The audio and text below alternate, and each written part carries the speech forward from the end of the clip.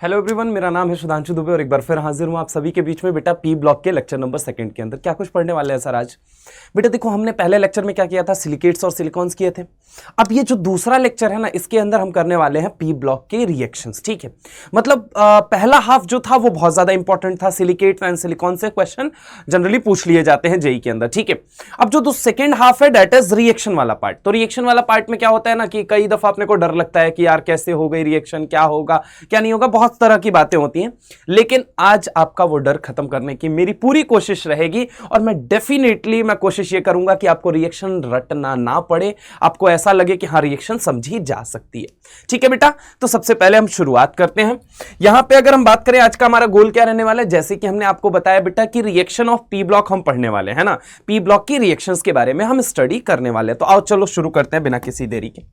देखो बेटा, होता क्या है, अगर 11th पी ब्लॉक में अगर मैं बात करूं तो कौन कौन से ग्रुप पाए जाते हैं, तो बेटा एक ग्रुप 13 पाया जाता है और एक पाया जाता है ग्रुप 14। ठीक है, ग्रुप 14 में कौन कौन है, ग्रुप 13 में कौन कौन है, तो यहां पे है बैगन, आलू, गाजर इन थैला। क्या बातें कर रहे हो, ये बैगन, आलू, गाजर बेटा याद रखने का एक तरीका होता है। ठीक है, या फिर ऐसे भी याद रख सकते हैं इसको, बाल गणेशा इन थाईलैंड। ठीक है, आगे आइए, तो आगे आता है काला सिरका जर्मनी का श्रीनगर की पाव भाजी। ठीक है, इसको याद रखने का तरीका कैसे है, तो काला सिरका जर्मनी का श्रीनगर की पाव भाजी। मैं लिख दे रहा हूं, काला सिरका जानते हो ना, विनेगर को कहा जाता है बेटा। किसको कहा जाता है, विनेगर को। ठीक है, तो काला सिरका जर्मनी का, काला सिरका जर्मनी का, काला सिरका जर्मनी का श्रीनगर की पाव भाजी, काला सिरका जर्मनी का श्रीनगर की पाव भाजी। ठीक है, तो पाव भाजी है ना, पाव भाजी। या फिर दूसरा भी तरीका है, कहे सीता जी सुनो प्रभु। कैसे याद रख सकते हो, कहे सीता जी सुनो प्रभु या सुनिए प्रभु, कैसे भी आप याद कर सकते हैं। ठीक है, तो ये तरीका होता है, कहे सीता जी सुनिए प्रभु। ठीक है, इसके बाद अगर मैं बात करूं इसका मतलब क्या है, तो यहां पे बी और एल को अगर मिला के मैं बोलूं तो बाल। ठीक है, बाल गणेशा, गणपति बप्पा आपने। ठीक है, बाल गणेशा इन थाईलैंड। क्या याद रख सकते हो, बाल गणेशा इन थाईलैंड। या फिर ऐसे याद रखो, अगर हम बात करें तो दूसरा तरीका यह है, बैगन आलू गाजर इन थैला, बैगन आलू गाजर इन थैला। मतलब दोनों तरीके से आप चाहें तो इसको याद रख सकते हैं। क्या मेरी बात समझ में आई बेटा? पक्की बात है। यहां पे देखो, याद रखने का तरीका क्या है, काला सिरका जर्मनी का श्रीनगर की पाव भाजी, बैगन आलू गाजर इन थैला। ठीक है, तो ये तरीका है जिससे हम ग्रुप 13 और ग्रुप 14 को याद रख सकते हैं। अब देखो इंपॉर्टेंट सेक्शन क्या है बेटा, इनकी रिएक्शंस के बारे में। तो देखो, मैं अगर बात करूं सबसे ज्यादा क्वेश्चन आने के चांसेस होते हैं दैट इज एल्युमिनियम के ऊपर। ठीक है, तो मैं ऐसे ही शुरुआत करता हूं। मैं एल्युमिनियम और बोरॉन से ज्यादातर सवाल पूछे जाते हैं। अब जरा गौर से सुनिएगा, एक एक चीज को एकदम पेन कॉपी लेके बैठ जाइए, लेकिन अभी लिखना मत, पहले मेरी बात सुन लेना। मैं लिखने का जैसे कहता हूं ना पॉज दूंगा, तो मैं पॉज दूंगा, उसमें आराम से लिख लेना। अब सुनो मेरी बात को यहां पे बेटा, सबसे पहले हम रिएक्शन चालू करने जा रहे हैं ग्रुप 13 की। तो ग्रुप 13 में कौन कौन आता है सर, तो ग्रुप 13 में आता है बेटा, ग्रुप 13 के अंदर आता है आपका बैगन आलू गाजर इन थैला। समझ रहे हो, ये आता है आपका। ठीक है, तो यहां पे देखो बैगन आलू गाजर इन थैला, समझने की कोशिश करना। यहां पे हम रिएक्शन वाले पार्ट को शुरू करते हैं। सबसे पहले बेटा एल्युमिनियम जो होता है ना, इसकी रिएक्शन हम किसके साथ सबसे पहले कराते हैं, तो इसकी रिएक्शन कराते हैं हम HCl के साथ। ठीक है, डाइल्यूट HCl ले लिया या फिर HCl ले लिया सिंपली। अब HCl क्या है बेटा, तो एक एसिड है, और एसिड का काम क्या है, तो एसिड को डिफाइन करने के लिए टोटल कितनी थ्योरीज आई थी, 3 थ्योरीज आई थी। One is your Lewis acid base theory, one is your Bronsted theory, and एक जो थी आपकी वो कौन सी थी, that is Arrhenius concept, Arrhenius concept, Bronsted and Lowry concept, and third one was your Lewis acid concept. तो अगर मैं बात करूं कि ब्रोंस्टेड और लॉरी ने क्या कहा था, या फिर अगर हम बात करें अरेनियस ने क्या कहा था, उनका मानना था एसिड वो होता है जो H+ देता है। तो मान लो अगर ये H+ में टूटेगा तो बाजू में क्या बनेगा, Cl- बनेगा। पक्की बात है। अब एल्युमिनियम क्या है बेटा, एक मेटल है। ठीक है, और मेटल का काम है लाइफ में इलेक्ट्रॉन देना। क्या करना, इलेक्ट्रॉन डोनेट करना। क्या करना बोलो जल्दी, इलेक्ट्रॉन डोनेट करना। अब अल्युमिनियम जो है ये कौन से ग्रुप का है, तो सर ये है ग्रुप नंबर 13 का। मतलब मैक्सिमम कितना इलेक्ट्रॉन देगा, तो सर मैं लास्ट वाला नंबर देख के बता सकता हूं, ये +3 में रहना चाहेगा। मतलब कि ये करेगा क्या, ये 3 इलेक्ट्रॉन देगा। अब इस इलेक्ट्रॉन को खाएगा कौन, तो देखो बेटा जो भिखारी है वही इलेक्ट्रॉन खाएगा। जिसको इलेक्ट्रॉन की बहुत ज्यादा नीड है, तो नीड इस समय किसकी है, तो नीड है बेटा H+ को नीड है। तो ये इलेक्ट्रॉन लेगा और इलेक्ट्रॉन लेके क्या बनेगा, H ने एक इलेक्ट्रॉन लिया तो इसके सर पे आया H फ्री रेडिकल। ऐसे ही दूसरा एसिड टूटा, दूसरा उसने H+ दिया, दूसरा उसने Cl- बनाया, समझ रहा हो मेरी बात को। तो दूसरा वाला भी क्या करेगा, एक और देखो 3 इलेक्ट्रॉन दे रहा है, तो ये खा के क्या बनाएगा, H फ्री रेडिकल। अब H फ्री रेडिकल क्या है, बहुत ज्यादा रिएक्टिव है। फ्री रेडिकल स्पीसीज जो होती हैं बहुत ज्यादा रिएक्टिव होती हैं, ठीक है।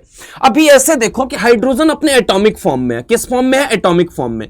अब एनी हाउ एटॉमिक फॉर्म में उसकी एनर्जी क्या होगी, बहुत ज्यादा हाई होगी। रिएक्टिविटी क्या होगी बेटा, बहुत ज्यादा हाई होगी। तो एनी हाउ वो अपनी रिएक्टिविटी को कम करने के लिए वो क्या करेगा बेटा, तो वो कंबाइन करेगा। जैसे ही वो कंबाइन करेगा, यहां पे क्या निकल जाएगी, H2 गैस निकल जाएगी। यानी कि सबसे पहली चीज क्या बन गया, H2 गैस उड़ गई यहां से, ठीक है। मतलब एसिड के साथ रिएक्शन करने पे सबसे पहले क्या उड़ा, तो H2 गैस उड़ा, ठीक है। और यहां पे अगर मैं बात करूं तो Al कितने में आ जाएगा, Al कितने में है, तो Al देखो कितने में है, Al +3 में है। और Cl कितने में है, माइनस में है। इसका चार्ज इसके पांव में रख दो, इसका चार्ज इसके पांव में रख दो, यही तरीका होता है। तो प्लस यहां पे क्या बन जाएगा, AlCl3 एक्वस बन जाएगा, ठीक है। कई दफा होता क्या है बेटा, हम सोचते हैं क्या है, अल्युमिनियम मेटल है और अल्युमिनियम इलेक्ट्रॉन देगा, क्योंकि मेटल का सपना है लाइफ में इलेक्ट्रोपॉजिटिव बने रहना। इलेक्ट्रोपॉजिटिव बने रहने के लिए उसको इलेक्ट्रॉन देना पड़ेगा एनी हाउ। अगर वो इलेक्ट्रॉन देगा तो एक बात मुझे बताओ, लोगों को लगता है कि Cl इलेक्ट्रॉन खाएगा, क्यों खाएगा भाई Cl, एक बात बताओ मुझे, क्यों इलेक्ट्रॉन खाएगा? Cl इलेक्ट्रॉन खाने की वजह बताओ ना। क्योंकि उसके पास ऑलरेडी इलेक्ट्रॉन है, तो वो क्यों इलेक्ट्रॉन खाने जाएगा? इलेक्ट्रॉन तो बेटा वो खाएगा ना जिसको वाकई नीड है इलेक्ट्रॉन की, जिसको जरूरत है इलेक्ट्रॉन की। तो सबसे पहली चीज अगर हम बात करें, अल्युमिनियम जब रिएक्ट करता है किसके साथ, HCl के साथ, तो वो क्या बनाता है, यहां पे बनाता है आपका AlCl3 एक्वस प्लस आपका H2O, डाइल्यूट लिया है हमने, ठीक है। अब यहां पे इंपॉर्टेंट मुद्दा जो समझने वाला है वो क्या है कि अल्युमिनियम क्या डाइल्यूट HCl के अंदर सॉल्युबल है? हां बेटा बिल्कुल सॉल्युबल है। तो aluminium is soluble in HCl। HCl के अंदर अल्युमिनियम जो होता है वो क्या होता है बेटा, सॉल्युबल होता है। तो इंपॉर्टेंट मुद्दा यही है कि अल्युमिनियम जो होता है वो किसके अंदर सॉल्युबल होता है, डेट इज HCl के अंदर। इसको देख लीजिए। अब आगे अगर मैं बात करता हूं तो अब आगे देखना है यहां पे जरा गौर से। अल्युमिनियम की रिएक्शन विथ बेस कराने जा रहे हैं, किसके साथ कराने जा रहे हैं, अल्युमिनियम की रिएक्शन विथ बेस कराने जा रहे हैं। एक मिनट, अल्युमिनियम की reaction with base, aluminium with dilute NaOH, किसके साथ, डाइल्यूट NaOH के साथ क्या करता है ये देखो। तो अल्युमिनियम है बेटा, अगेन ये क्या है, मेटल है। तो मेटल है तो सर पे क्या रखना चाहेगा, पॉजिटिव चार्ज +3। मतलब ये क्या करेगा, इलेक्ट्रॉन डोनेट करेगा। क्या करेगा, इलेक्ट्रॉन डोनेट करेगा, ठीक है। अब हमने क्या ले लिया, डाइल्यूट NaOH, और डाइल्यूशन के लिए हमने यूज किया, लेट से पानी यूज किया, ठीक है। तो पानी जब टूटेगा तो कैसे टूटेगा, H+ और OH-। हाँ या ना, पक्की बात है। देखो जरा गौर से, अब देखो जरा होगा क्या, इलेक्ट्रॉन जब ये डोनेट करेगा तो इलेक्ट्रॉन की नीड किसको है, तो सर हाइड्रोजन को है। तो ये इलेक्ट्रॉन खाएगा। जैसे ही इलेक्ट्रॉन खाएगा, अगेन यहां पे क्या बनेगा, H फ्री रेडिकल। अब मान लो ऐसे ही मैंने 2 वाटर के मॉलिक्यूल तोड़ दिए, तो यहां पे क्या बन जाएगा बेटा, यहां पे बन जाएगा H फ्री रेडिकल बन जाएगा। अब H फ्री रेडिकल बहुत ज्यादा रिएक्टिव है। अब अगर रिएक्टिव है तो ये क्या रिलीज कर देगा, H2 रिलीज कर देगा, H2 गैस। यानी कि सबसे पहली चीज क्या बन गई, यहां पे H2 बन गया। अब देखो अल्युमिनियम के सर पे कितना चार्ज है, +3 का। OH के सर पे कितना चार्ज है, माइनस का। इसका चार्ज इसके पांव में, मैं थोड़ा सा और यहां पे क्लैरिटी के साथ लिख देता हूं। देखो यहां पे देखो, हमने कहा क्या कि अल्युमिनियम के सर पे कितना चार्ज है बेटा, तो +3 का है सर। और OH के सर पे कितना चार्ज है, -1 का। इसका चार्ज इसके पांव में, इसका चार्ज इसके पांव में। समझ रहा हो मेरी बात को? तो जब ये चार्ज आएगा बेटा, तो ये क्या बना लेगा, ये बना लेगा AlOH का होल थ्राइस, ठीक है। और ये जो होता है बेटा, ये होता है जिलेटेनियस व्हाइट पीपीटी। कैसा होता है, जिलेटेनियस व्हाइट पीपीटी, जलनुमा सफेद अवक्षेप होता है, सफेद अवक्षेप, ठीक है। तो जिलेटेनियस व्हाइट पीपीटी, AlOH3 जो होता है ये कैसा होता है, जलनुमा सफेद अवक्षेप होता है। हिंदी में इसे अवक्षेप कहते हैं। पीपीटी को, प्रेसिपिटेट को हम क्या कहते हैं, अवक्षेप कहते हैं, ठीक है। और व्हाइट का मतलब सफेद, ठीक है। और जिलेटेनियस मतलब जलनुमा सफेद अवक्षेप होता है। अच्छा, चूंकि ये पीपीटी है तो ये कैसा होगा, तो वाटर इनसॉल्युबल होगा। क्या होगा बोलो जल्दी, वाटर इनसॉल्युबल होगा। ठीक है, अब जरा गौर से मेरी बात को समझो। अल्युमिनियम कौन से ग्रुप का कौन से पीरियड का मेंबर है, तो पीरियड नंबर है इसका थर्ड, यानी कि थर्ड है तो इसके पास क्या होगा, वेकेंट पी भी होगा और वेकेंट डी भी होगा। क्या होगा, वेकेंट पी ऑर्बिटल भी होगा और क्या होगा बेटा, वेकेंट डी ऑर्बिटल भी होगा। ठीक है, यहां पे वेकेंट पी ऑर्बिटल भी होगा और वेकेंट डी ऑर्बिटल भी होगा, जस्ट लाइक बोरॉन। ठीक है, बोरॉन के पास केवल वेकेंट पी ऑर्बिटल होता है, लेकिन अल्युमिनियम के पास वेकेंट पी भी होता है, वेकेंट डी भी होता है। अब सुनना बेटा क्या होता है, अब हमने इसके अंदर वापस NaOH डाला। NaOH अगर अगेन डालोगे तो देखो अल्युमिनियम AlOH3 दिखेगा कैसा, ये रहा Al, ये रहा OH, ये रहा OH, ये रहा OH, देखो यहां पे ये रहा OH। इसके पास क्या है, खाली कटोरा है। खाली कटोरा बोले तो वेकेंट p ऑर्बिटल है और वेकेंट d ऑर्बिटल है। अगेन मैं बात करूं, सोडियम कहता है साहब मैं तो मेटल हूं, अब मेरा सपना है लाइफ में इलेक्ट्रोपॉजिटिव बने रहना, इसलिए मैं अपने सर पे क्या रखूंगा, इसलिए मैं अपने सर पे पॉजिटिव चार्ज रखूंगा। जब ये अपने सर पे पॉजिटिव रखेगा तो मेरे भाई ये अपने सर पे क्या रखेगा, निगेटिव रखेगा। अब ये नेगेटिव क्या करेगा, ये सीधा जाके इसके वेकेंट ऑर्बिटल में खाली कटोरे के अंदर क्या कर देता है बोलो बेटा, अटैक कर देता है। जैसे ही अटैक करेगा यहां पे क्या बन जाएगा, सॉल्ट बन जाएगा। सॉल्ट क्या बनेगा, तो NaAlOH का होल 4 बनेगा। समझ रहा हो मेरी बात को, NaAlOH का होल 4 बनेगा। पक्की बात है, बोलो हाँ है ना। तो ये क्या होता है, ये एक सॉल्ट है। अब देखना जरा गौर से, यहां पे ये भी एक सॉल्ट है और ये भी एक सॉल्ट है। Salt is basically what, cation और एनायन का मिक्सचर होता है सॉल्ट। सॉल्ट कुछ और नहीं होता है, केटायन और एनायन के मिक्सचर को सॉल्ट कहा जाता है बेटा। तो एक बात बताओ, ये भी एक सॉल्ट था, ये भी एक सॉल्ट था, लेकिन ये कैसा था, जिलेटिनियस व्हाइट पीपीटी था, जलनुमा सफेद अवक्षेप था। और जब हम इसकी बात करते हैं बेटा तो ये भी क्या है, ये भी तो केटायन और एनायन का मिक्सचर है, तो इससे भी हम क्या बोलेंगे, सॉल्ट बोलेंगे बेटा। अब अगर ये सॉल्ट है तो आपकी जानकारी के लिए मैं बताना चाहता हूं, ये कैसा होता है, वाटर सॉल्युबल होता है। कैसा होता है, वाटर सॉल्युबल। जनरली अगर मैं बात करूं किसी के नाम के आगे सोडियम लग गया बेटा, एक्चुअल में क्या है, ये सॉल्ट बन चुका है। अच्छा सोडियम क्या होता है, सोडियम जो होता है वो एक लो फाई मेटल है या हाई फाई मेटल है। तो जवाब है कि मैंने फजांस के अंदर आपको पढ़ाया था, केमिकल बॉन्डिंग पढ़ाते वक्त, आयनिक बॉन्ड पढ़ाते वक्त, तो हमने बात की थी कि अगर नहीं पता है तो सुन लीजिए वापस से बेटा, कि जो सोडियम है, सोडियम, पोटेशियम, रुबिडियम और सीजियम, ये कैसे मेटल है, तो ये मेटल होते हैं लो फाई। लो फाई का मतलब क्या है, इनके अंदर आयोनिक कैरेक्टर ज्यादा होता है। कैसा होता है बेटा बोलो जल्दी, आयोनिक कैरेक्टर ज्यादा होता है, इनके अंदर आयोनिक कैरेक्टर ज्यादा होता है। अगर इनके अंदर आयनिक कैरेक्टर ज्यादा है, समझने की कोशिश करना, इनके अंदर आयनिक कैरेक्टर ज्यादा है तो ये आयंस के फॉर्म में रहना पसंद करेंगे। अगर ये आयंस के फॉर्म में रहना पसंद करेंगे तो इनको जल के अंदर यानी पानी के अंदर जैसे ही डालोगे तो पानी का डाई इलेक्ट्रिक कांस्टेंट हाई होता है। वाटर का क्या हाई होता है, तो डाई इलेक्ट्रिक कांस्टेंट हाई होता है। मैं यहां लिख दे रहा हूं, वाटर का डाई इलेक्ट्रिक कांस्टेंट क्या होता है, डाई इलेक्ट्रिक कांस्टेंट।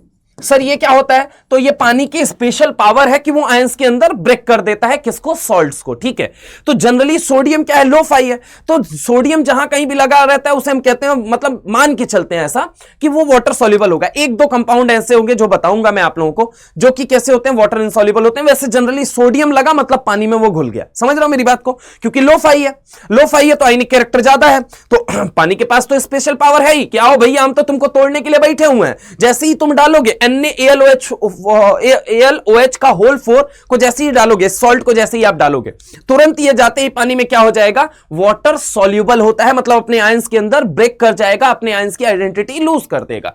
तो ये देखो यहीं पे एक खूबसूरत बात देखो, यहां पे खूबसूरत बात ये है कि वहीं एल्युमिनियम का एक सॉल्ट वाटर इनसॉल्युबल है और वहीं दूसरा वाला क्या है, वाटर सॉल्युबल है। और साथ में यहां पे क्या निकली है बेटा, तो साथ में निकली है H2 गैस। इंपॉर्टेंट मुद्दा क्या है बेटा, इंपॉर्टेंट मुद्दा यह है कि जब अल्युमिनियम ने एसिड के साथ रिएक्ट किया था सर, तो भी देखिए यहां पे H2 गैस निकली है, और जब अल्युमिनियम ने बेस के साथ रिएक्ट किया तो भी H2 गैस निकली।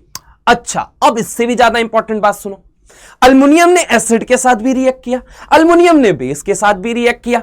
अगर वो acid base acid base acid base दोनों से रिएक्ट कर रहा है, यानी कि वो मेटल कैसा हुआ, तो वो एम्फोटेरिक मेटल हुआ। तो इसमें कौन सी नई बात बता दी बेटा, अल्युमिनियम इज एम्फोटेरिक मेटल। ठीक है, आपने एम्फोटेरिक ऑक्साइड पढ़ा है। ठीक है, आज मैं क्या बोलने जा रहा हूं, अल्युमिनियम एक एम्फोटेरिक मेटल है। ठीक है, क्यों है एम्फोटेरिक मेटल, क्योंकि वो एसिड से भी रिएक्ट करता है और बेस से भी रिएक्ट करता है। अच्छा, दोनों के साथ क्या रिलीज करता है, तो H2 गैस। तो इसको फटाफट से देख लो, नोट करो, फिर हम आगे चलते हैं। चलिए, नोट कर लिया आपने। चलो और कुछ इंपॉर्टेंट बातें लिख लेते हैं। अभी तक का ऑब्जर्वेशन क्या है, तो अभी तक का हमारा ऑब्जर्वेशन ये है, ये देखो यहां पे, एक minute, just give me a moment, let me select the colour of pen, then we will move forward.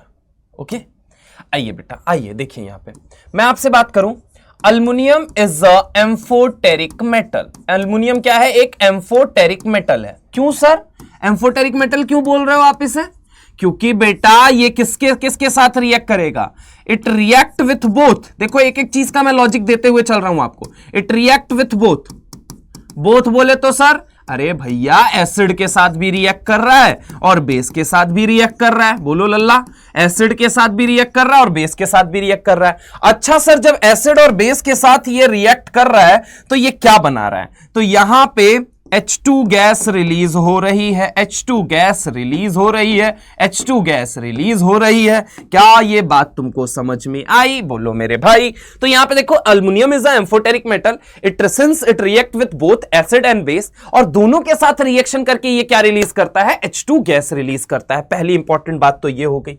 दूसरी बात अगर मैं बात करूं, NaOH को क्लिंजिंग एजेंट की तरह यूज किया जाता है आपकी NCERT, माता रानी और गीता बाइबल कुरान। ठीक है, जो कि आपकी NCERT है इनऑर्गेनिक, वो लिखती है NaOH is used as cleansing agent.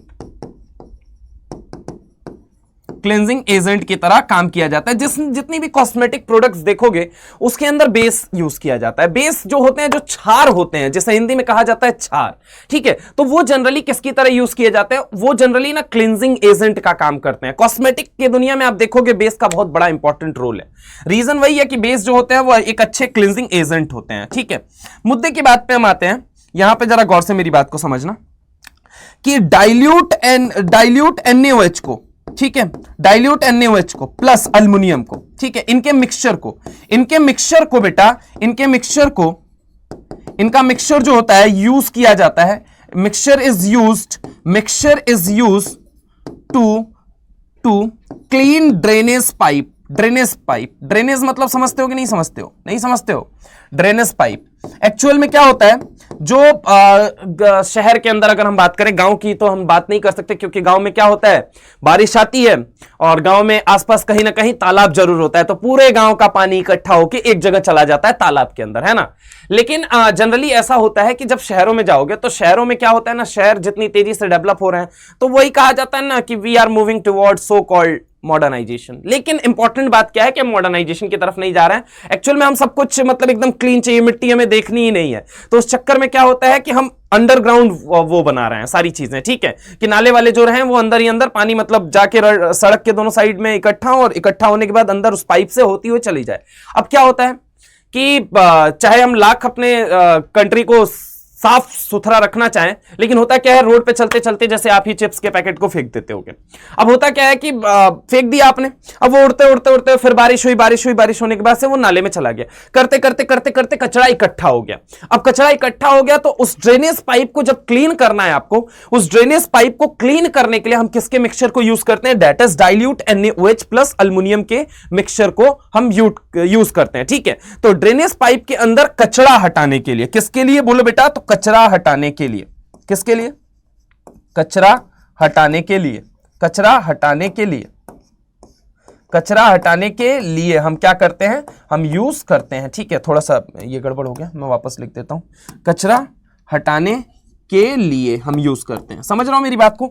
तो यहां पे अगर हम बात करें NaOH is used as cleansing agent, और उसके बाद से हमने क्या बात की कि डाइल्यूट NaOH प्लस अल्युमिनियम के मिक्सचर को हम यूज करते हैं किसके लिए, ड्रेनेज पाइप को क्लीन करने के लिए। तो ये वो कहानी थी। अच्छा, इसके बाद से एक और इंपॉर्टेंट बात की, एसिड और बेस से रिएक्ट करता है इसलिए एम्फोटेरिक मेटल बोला आपने।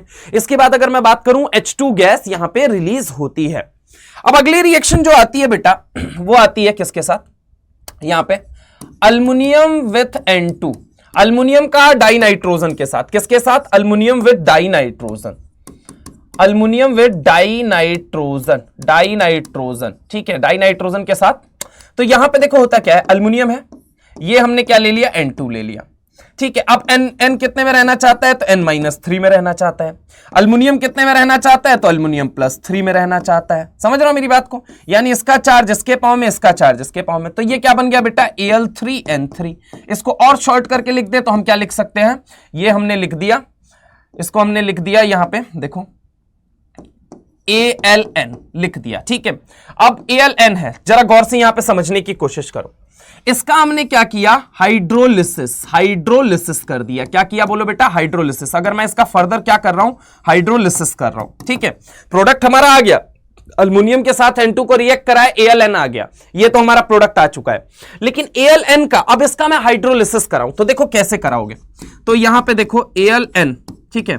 अब 3 बॉन्ड है, अब देखो नाइट्रोजन ऑब्वियस अपने सर पे क्या रखेगा, पार्शियल डेल्टा नेगेटिव, ये क्या रखेगा, पार्शियल डेल्टा पॉजिटिव। अब देखो जब पानी को तोड़ोगे तो पानी भी 2 कंपोनेंट में टूटता है, एक टूटता है H+ में और एक किस में टूटता है बेटा, OH- में टूटता है, ठीक है। तो पहला बॉन्ड जब तुम तोड़ोगे तो आजू में क्या जाएगा, तो आजू में जाएगा OH- वाला हिस्सा, बाजू में क्या जाएगा, H+ वाला हिस्सा। फिर दूसरा बॉन्ड तोड़ोगे तो अगेन क्या जाएगा, आजू में OH- वाला हिस्सा, बाजू में क्या जाएगा, H+ वाला हिस्सा। फिर तीसरा बॉन्ड तोड़ोगे, आजू में क्या जाएगा, OH- वाला हिस्सा, बाजू में क्या जाएगा, H+ वाला हिस्सा। अब देखो बेटा होगा क्या, यहां पे क्या बनेगा, आपका बन गया AlOH, कितने जुड़ गए बेटा, तो Al कितने, OH कितने जुड़े हैं, तो 1 नहीं सर, 2 नहीं सर, 3 जुड़े हैं, तो यहां पे AlOH का होल थ्राइस। अच्छा नाइट्रोजन के साथ क्या जुड़ा है, तो नाइट्रोजन के साथ हाइड्रोजन जुड़ा है बेटा, तो यहां पे ये क्या बन गया, NH3, यहां पे क्या बन गया, NH3 बन गया, ठीक है। अब इसी रिएक्शन को मैं थोड़ा आगे बढ़ाना चाहूं, जो मैंने अभी जस्ट बताया कि मान लो मैं इसके अंदर NaOH फर्दर डाल देता हूं, क्या डाल देता हूं, NaOH फर्दर डाल देता हूं, है ना। इसको छोड़ दिया मैंने, इसको किनारे कर दिया। अब इसको वापस NaOH से अगर रिएक्ट कराऊं तो ये क्या बना लेगा, अगेन क्या बना लेगा, NaAlOH का होल 4, ठीक है। तो यहां पे अगर हम बात करें तो जरा गौर से देखना, यहां पे NaAlOH का होल 4 बन जाएगा। समझ रहे हो मेरी बात को, Na+ और ये OH- बन जाएगा, ठीक है। और ये कैसा होता है, तो ये होता है सर वाटर सॉल्यूबल। क्या होता है, वाटर सॉल्यूबल होता है। क्या होता है, वाटर सॉल्यूबल होता है। कैसा होता है, वाटर सॉल्यूबल होता है। क्या ये बात समझ में आई। तो Na को अगर हमने सॉरी Na कह रहा हूं, Al को हमने N2 के साथ डाइनाइट्रोजन के साथ रिएक्ट किया, डाई मतलब 2, डाई मतलब क्या, 2, और नाइट्रोजन तो आप जानते ही हो, ठीक है। तो डाई नाइट्रोजन के साथ अगर हमने रिएक्ट किया तो ये क्या बनाएगा, तो AlN बनाएगा, ठीक है। अब यहां पे अगर हम बात करें नाइट्रोजन के ऊपर कितना चार्ज होगा, तो -3। अब -3 को हम क्या बोलते हैं, नाइट्राइड बोलते हैं, ठीक है। एक होता है N-3, N-3, और एक होता है N3-। ये कहा जाता है बेटा आपका अजाइड आयन। क्या बोला जाता है, अजाइड आयन। और इसको क्या बोला जाता है, नाइट्राइड आयन। क्या बोला जाता है, नाइट्राइड आयन बोला जाता है। क्या ये बात समझ में आई या नहीं आई, तो इसको देख लीजिए फटाफट से, फिर हम आगे चलते हैं, इसको देख लीजिए फटाफट आप लोग। चलिए नोट कर लिया। अब अगली रिएक्शन हम पढ़ने जा रहे हैं, that is aluminium with concentrated HNO3 के साथ। किसके साथ, कॉन्सेंट्रेटेड HNO3। कॉन्सेंट्रेटेड का मतलब होता है सांद्र, ठीक है, सांद्र, सांद्रता एक्चुअल में कहा जाता है। कंसंट्रेटेड मतलब गाढ़ा। क्या होता है, गाढ़ा, ठीक है। अब जब अल्युमिनियम के साथ जब हम किसको ट्रीट कराते हैं बेटा, कॉन्सेंट्रेटेड HNO3 को ट्रीट करवाते हैं, ये रिएक्शन मार्क कर लेना, एनसीईआरटी में 2 बार लिखी गई है। एक तो क्लास 11th पी ब्लॉक में लिखी गई है, एक बार क्लास 12th में जाके लिखी गई है, जब नाइट्रोजन फैमिली पढ़ोगे। अब यहां पे सुनो मेरी बात को, ये कॉन्सेंट्रेटेड HNO3 जो होता है ना, ये कॉन्सेंट्रेटेड HNO3 जो होता है, यहां पे देखना जरा गौर से, ये कॉन्सेंट्रेटेड HNO3 जो होता है बेटा, एक्चुअल में क्या होता है इसके अंदर, अगर मैं बात करूं तो ये स्ट्रॉन्ग ऑक्सीडाइजिंग एजेंट होता है। क्या होता है, स्ट्रॉन्ग ऑक्सीडाइजिंग एजेंट। क्या होता है, स्ट्रॉन्ग ऑक्सीडाइजिंग एजेंट। ये स्ट्रॉन्ग ऑक्सीडाइजिंग दलाल है। समझ रहे हो, एजेंट बोले तो दलाल, ठीक है। मैं केवल आपकी याद के लिए, अंडरस्टैंडिंग के लिए बोल रहा हूं, है ना। तो अगर हम बात करें तो ये क्या होता है, अगर हम बात करें तो ये स्ट्रॉन्ग ऑक्सीडाइजिंग एजेंट होता है। अब ऑक्सीडाइजिंग एजेंट कौन है बेटा, तो समझो जरा गौर से। ऑक्सीडाइजिंग एजेंट वो होता है जो सामने वाले का ऑक्सीडेशन करा दे, सामने वाले का ऑक्सीडेशन करा दे। सर ऑक्सीडेशन का मतलब क्या है, सामने वाले के प्लस को इंक्रीज कर दे। देखो होता क्या है, मान लो अगर किसी के ऊपर +1 है और मान लो कोई एक एलिमेंट है ए, मैंने कह दिया इसके ऊपर +1 है और इसको मैं +1 से कहां भेज दे रहा हूं, +3 में। अब इस +1 से +3 में भेजने के लिए मैंने क्या किया, अगर मान लो मैं ही वो एजेंट हूं जो इसको +1 से +3 तक पहुंचा रहा है, सर इसका मतलब ये है +1 से +3 जाने का मतलब है 2 इलेक्ट्रॉन इसके निकाल लिए आपने। चलो तो 2 इलेक्ट्रॉन मैंने क्या कर दिए, रिमूव कर दिए, 2 इलेक्ट्रॉन निकाल दिए, 2 इलेक्ट्रॉन रिमूव कर दिए, ठीक है, 2 इलेक्ट्रॉन मैंने क्या किया, रिमूव कर दिया। तो ये +1 से बेचारा कहां पहुंच गया, +3 पहुंच गया। यानी कि +1 से +3 यानी पॉजिटिव बढ़ा है बेटा। फिर से सुनना मेरी बात को, +1 से +3 जब गया तो पॉजिटिव क्या हुआ है, तो सर +1 से +3 जाने पे बहुत सिंपल बात है कि यहां पे ये पॉजिटिव बढ़ा है। और पॉजिटिव बढ़ा है इसका मतलब क्या है, इसका मतलब ये है, अगर मैं अभी के भाषा में समझाऊं, मैं देखो ऑक्सीडेशन रिडक्शन नहीं समझा रहा, मैं तुम्हें ये रिएक्शन का लॉजिक समझा रहा हूं। सुनो, पॉजिटिव का बढ़ा, पॉजिटिव जैसे ही बढ़ा इसका मतलब क्या हुआ, इसका हुआ है सर ऑक्सीडेशन। क्या हुआ है, इसका हुआ है ऑक्सीडेशन। किसका हुआ है, तो ए का ऑक्सीडेशन हुआ है। क्या हुआ है बेटा, ए का ऑक्सीडेशन हुआ है। ये ऑक्सीडेशन करने वाला कौन है, तो सर आप थे। यानी कि मैं कैसा हुआ फिर, ऑक्सीडाइजिंग एजेंट हुआ। कैसा एजेंट हुआ बेटा, ऑक्सीडाइजिंग एजेंट। यानी कि अगर मैं बात करूं इसको A+1 से +3 में किसने पहुंचाया, तो मैंने पहुंचाया। तो मैं क्या हूं, तो मैं हूं ऑक्सीडाइजिंग एजेंट। मैं हूं ऑक्सीडाइजिंग एजेंट। क्या हूं बेटा, मैं हूं ऑक्सीडाइजिंग एजेंट, ठीक है। तो मैं ऑक्सीडाइजिंग एजेंट हूं। समझने की कोशिश करो कि अगर मैं इसको कहूं +1 से +3 पहुंचाया, किसने पहुंचाया, मैंने पहुंचाया। तो मैं कैसा हूं, मैं ऑक्सीडाइजिंग एजेंट हूं। अब ऐसा कंसंट्रेटेड HNO3 क्यों करता है, क्योंकि आओ इसके स्ट्रक्चर को देखना पड़ेगा थोड़ा तुम्हें। ये रहा OH, ये रहा N, ये रहा डबल बॉन्ड O और ये रहा कोऑर्डिनेट बॉन्ड O। अब अगर तुम इसके ऊपर देखोगे बेटा तो इसके 5 इलेक्ट्रॉन जा चुके हैं, कहां जा चुके हैं, ऑक्सीजन के पास। अब अगर मैं तुमसे बात करूं इसके ऊपर चार्ज कितना होता है, +5। कैसे +5, क्योंकि ऑक्सीजन की इलेक्ट्रोनेगेटिविटी नाइट्रोजन से होती है ज्यादा, इसकी होती है 3.5 और इसकी होती है 3। तो ये इलेक्ट्रॉन को क्या करेगा, अपनी तरफ खींचेगा। यानी कि इसको अपने सर पे क्या रखना पसंद है, नेगेटिव रखना पसंद है। अब 5 के 5 इलेक्ट्रॉन थे और 5 इलेक्ट्रॉन नाइट्रोजन ने दे दिए अपने बॉन्ड बनाने में। तो इसके ऊपर कैसा चार्ज आएगा, तो इसके ऊपर सर चार्ज आएगा +5 का। कैसा चार्ज आएगा, +5 का। अच्छा, नाइट्रोजन भी एक हाई इलेक्ट्रोनेगेटिव एटम है, लेकिन ऑक्सीजन के कंपैरिजन में लो इलेक्ट्रोनेगेटिव मानते हैं। नाइट्रोजन वैसे तो अगर देखा जाए 3 या 3 से ज्यादा वाले सब हाई इलेक्ट्रोनेगेटिव होते हैं, लेकिन अभी ऑक्सीजन के रेफरेंस में देखोगे, ऑक्सीजन के फ्रेम ऑफ रेफरेंस में, मान लो तुम ऐसे अगर हम बात करें, तुम बस स्टॉप के किनारे खड़े हो, मैं बस में बैठा हुआ हूं, मेरे बगल में अंकल जी हैं, ठीक है, अंकल जी से मैं क्या लेके, समोसे लेके खा रहा हूं, ठीक है, और बस अचानक से चल पड़ी, तो तुम बताओ तुम्हारे रेस्पेक्ट में मैं क्या हूं, मोशन में, अरे हूं या नहीं हूं। अगर मैं बात करूं वहीं मेरे अंकल जी जो बगल में बैठे थे जिनका समोसा लेके मैं खा रहा था, उनके रेस्पेक्ट में मैं क्या हूं, तो उनके रेस्पेक्ट में रेस्ट हूं। तो ये क्या है, रिलेटिव है, समझ रहे हो, frame of reference. Frame of reference मतलब देखने वाला, समझ रहे हो, फ्रेम जहां से आप बैठ के या खड़े होकर देख रहे हो। जब आप नीचे खड़े होकर देख रहे थे तब आपको क्या लगा, तब तो आपको लगा कि मैं मोशन में हूं, लेकिन जब अंकल जी के रेस्पेक्ट में देखोगे तो मैं रेस्ट पे हूं। ऐसे ही ऑक्सीजन के रेस्पेक्ट में नाइट्रोजन कम इलेक्ट्रोनेगेटिव है, ठीक है, मैंने माना। मैं कमजोर हूं, किससे कमजोर हूं, मुझसे जो ताकतवर है। समझने की कोशिश करना। अच्छा चलो एक एग्जांपल देते हैं। एक एग्जांपल ऐसा देते हैं कि एक बहुत ही अच्छा मतलब हेल्दी इंसान है, लगभग वेट वगैरह ठीक ठाक है, 70 किलो है। अब महाबली द ग्रेट खली, नाम तो सुना ही होगा तुमने। अब खली के रेस्पेक्ट में वो क्या है, तो खली के रेस्पेक्ट में कमजोर है।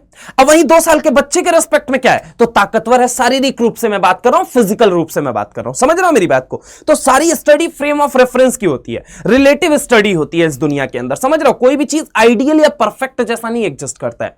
Now try to understand. अब एक और एग्जांपल देता हूं। मान लो क्लास में टेस्ट हुआ, एक बच्चे के 10 में 9 नंबर आए, एक बच्चे के 10 में 8 नंबर आए, एक बच्चे के 10 में 4 नंबर आए, ठीक है, एक बच्चे के 10 में 2 नंबर आए। तो अब 2 नंबर वाला कमजोर है, किसके, 4, 8 और 9 वाले कंपैरिजन में। 4 वाला कमजोर है 8 और 9 वाले के कंपैरिजन में, 8 वाला भी कमजोर है 9 वाले कंपैरिजन में। लेकिन 10 में 8 नंबर आया है, तो तुम अगर 10 में 2 नंबर कोई बच्चा लेके आया, ठीक है, और 10 में 8 नंबर एक बच्चा लेके आया, तो 2 वाला ये थोड़ी कहने जाएगा तू कमजोर है, अरे उसके कंपैरिजन में तो ताकतवर है ही। अरे बोलो बेटा हाँ या ना। तो यहां पे देखो जरा गौर से क्या होता है। और ये जो नाइट्रोजन है ये भी हाई इलेक्ट्रोनेगेटिव एटम है, और हाई इलेक्ट्रोनेगेटिव एटम अपने सर पे कभी भी पॉजिटिव रखना पसंद नहीं करता है। वो सीधा कहता है भैया देखो हम हाई इलेक्ट्रोनेगेटिव एटम है, हम एक ताकतवर घराने के एलिमेंट है, हम अपने सर पे कभी भी पॉजिटिव रखना पसंद नहीं कर सकते। हमें जब भी चाहिए, जहां भी चाहिए, जैसे भी चाहिए, हमें नेगेटिव चाहिए भैया, हमें नेगेटिव चाहिए बस। मेरे भाई ये अपने सर पे नेगेटिव रखना चाहता है। अब ये +5 से कहां आना चाहता है? तो +5 से आना चाहता है नीचे। क्या करना चाहता है? नीचे आना चाहता है, नीचे आना चाहता है, अपने पॉजिटिव को कम करना चाहता है, नीचे आना चाहता है। अब नीचे आने के लिए इसको क्या करना पड़ेगा? तो सर इलेक्ट्रॉन खाना पड़ेगा, और जो इलेक्ट्रॉन खाएगा वो कैसा एजेंट कहा जाएगा? ऑक्सीडाइजिंग एजेंट कहा जाएगा। अरे सामने वाले का इलेक्ट्रॉन खाओगे चचा तो उसके ऊपर प्लस तो बढ़ेगा, और अगर पॉजिटिव बढ़ा है यानी कि इसका मतलब क्या है? ऑक्सीडेशन हुआ, और ऑक्सीडेशन हुआ मतलब कि वो जो जिसने ऑक्सीडेशन किया है उसका वो कैसा एजेंट हुआ? ऑक्सीडाइजिंग एजेंट हुआ। तो अब जरा गौर से यहां पे सुनो मेरी बात को। +5 से नीचे आना चाहता है, नीचे आने के लिए सर क्या करना पड़ेगा? तो सर इसको इलेक्ट्रॉन खाना पड़ेगा। तो जिसका इलेक्ट्रॉन खाओगे भैया उसके सर पे पॉजिटिव बढ़ा, उसके सर पे पॉजिटिव बढ़ा, पॉजिटिव बढ़ा मतलब उसका ऑक्सीडेशन हुआ, मतलब तुम दलाल कैसे हो? ऑक्सीडाइजिंग दलाल हो, ऑक्सीडाइजिंग एजेंट हो। ये होता है स्ट्रॉन्ग ऑक्सीडाइजिंग एजेंट है। लेकिन ये फिर भी अगर हम बात करें तो एल्युमिनियम के साथ रिएक्ट नहीं कर पाता है। क्यों नहीं रिएक्ट कर पाता है? यहां पे अगर सिंपली हम बात करें तो नो रिएक्शन। सर क्यों नो रिएक्शन? क्योंकि होता क्या है, एल्युमिनियम जो होता है अपने सरफेस पे एक प्रोटेक्टिव ऑक्साइड की लेयर डेवलप कर लेता है। क्या कर लेता है? जैसे ही कांटेक्ट में आता है वो एटमॉस्फेयर के, अपने सरफेस पे प्रोटेक्टिव ऑक्साइड की लेयर डेवलप कर लेता है। जब प्रोटेक्टिव ऑक्साइड की लेयर, पहले एल्युमिनियम की सरफेस ये थी, अब अगर प्रोटेक्टिव ऑक्साइड लेयर डेवलप हो गई तो अब HNO3 जो है वो पेनिट्रेट कर ही नहीं पाएगा। समझ रहे हो मेरी बात को? पेनिट्रेट कर ही नहीं पाएगा। आपने जली देखा है? जली के ऊपर एक लेयरिंग होती है, वाटर जैसी दिखती रहती है। समझ रहे हो मेरी बात को? तो यहां पे क्या होता है, ये प्रोटेक्टिव ऑक्साइड की लेयर बना लेता है। अब प्रोटेक्टिव ऑक्साइड की लेयर, जैसे कि अगर मैं बात करूं, ये देखो ये एल्युमिनियम की सरफेस है, इसके ऊपर क्या डेवलप हो गई? इसके ऊपर प्रोटेक्टिव ऑक्साइड की लेयर डेवलप हो गई। अब HNO3 चाह के भी इसके सरफेस तक नहीं पहुंच पाएगा। जब सरफेस तक नहीं पहुंच पाएगा तो यहां पे रिएक्शन हो ही नहीं पाती है। तो NCERT, माता रानी, गीता, बाइबल, कुरान के अंदर यह बात लिखी गई है कि याद रखना यहां पे नो रिएक्शन होने का मतलब क्या है? क्योंकि यहां पे क्या डेवलप हो जाता है? प्रोटेक्टिव ऑक्साइड की लेयर डेवलप हो जाती है। क्या डेवलप हो जाती है? प्रोटेक्टिव ऑक्साइड की layer. Protective oxide layer developed on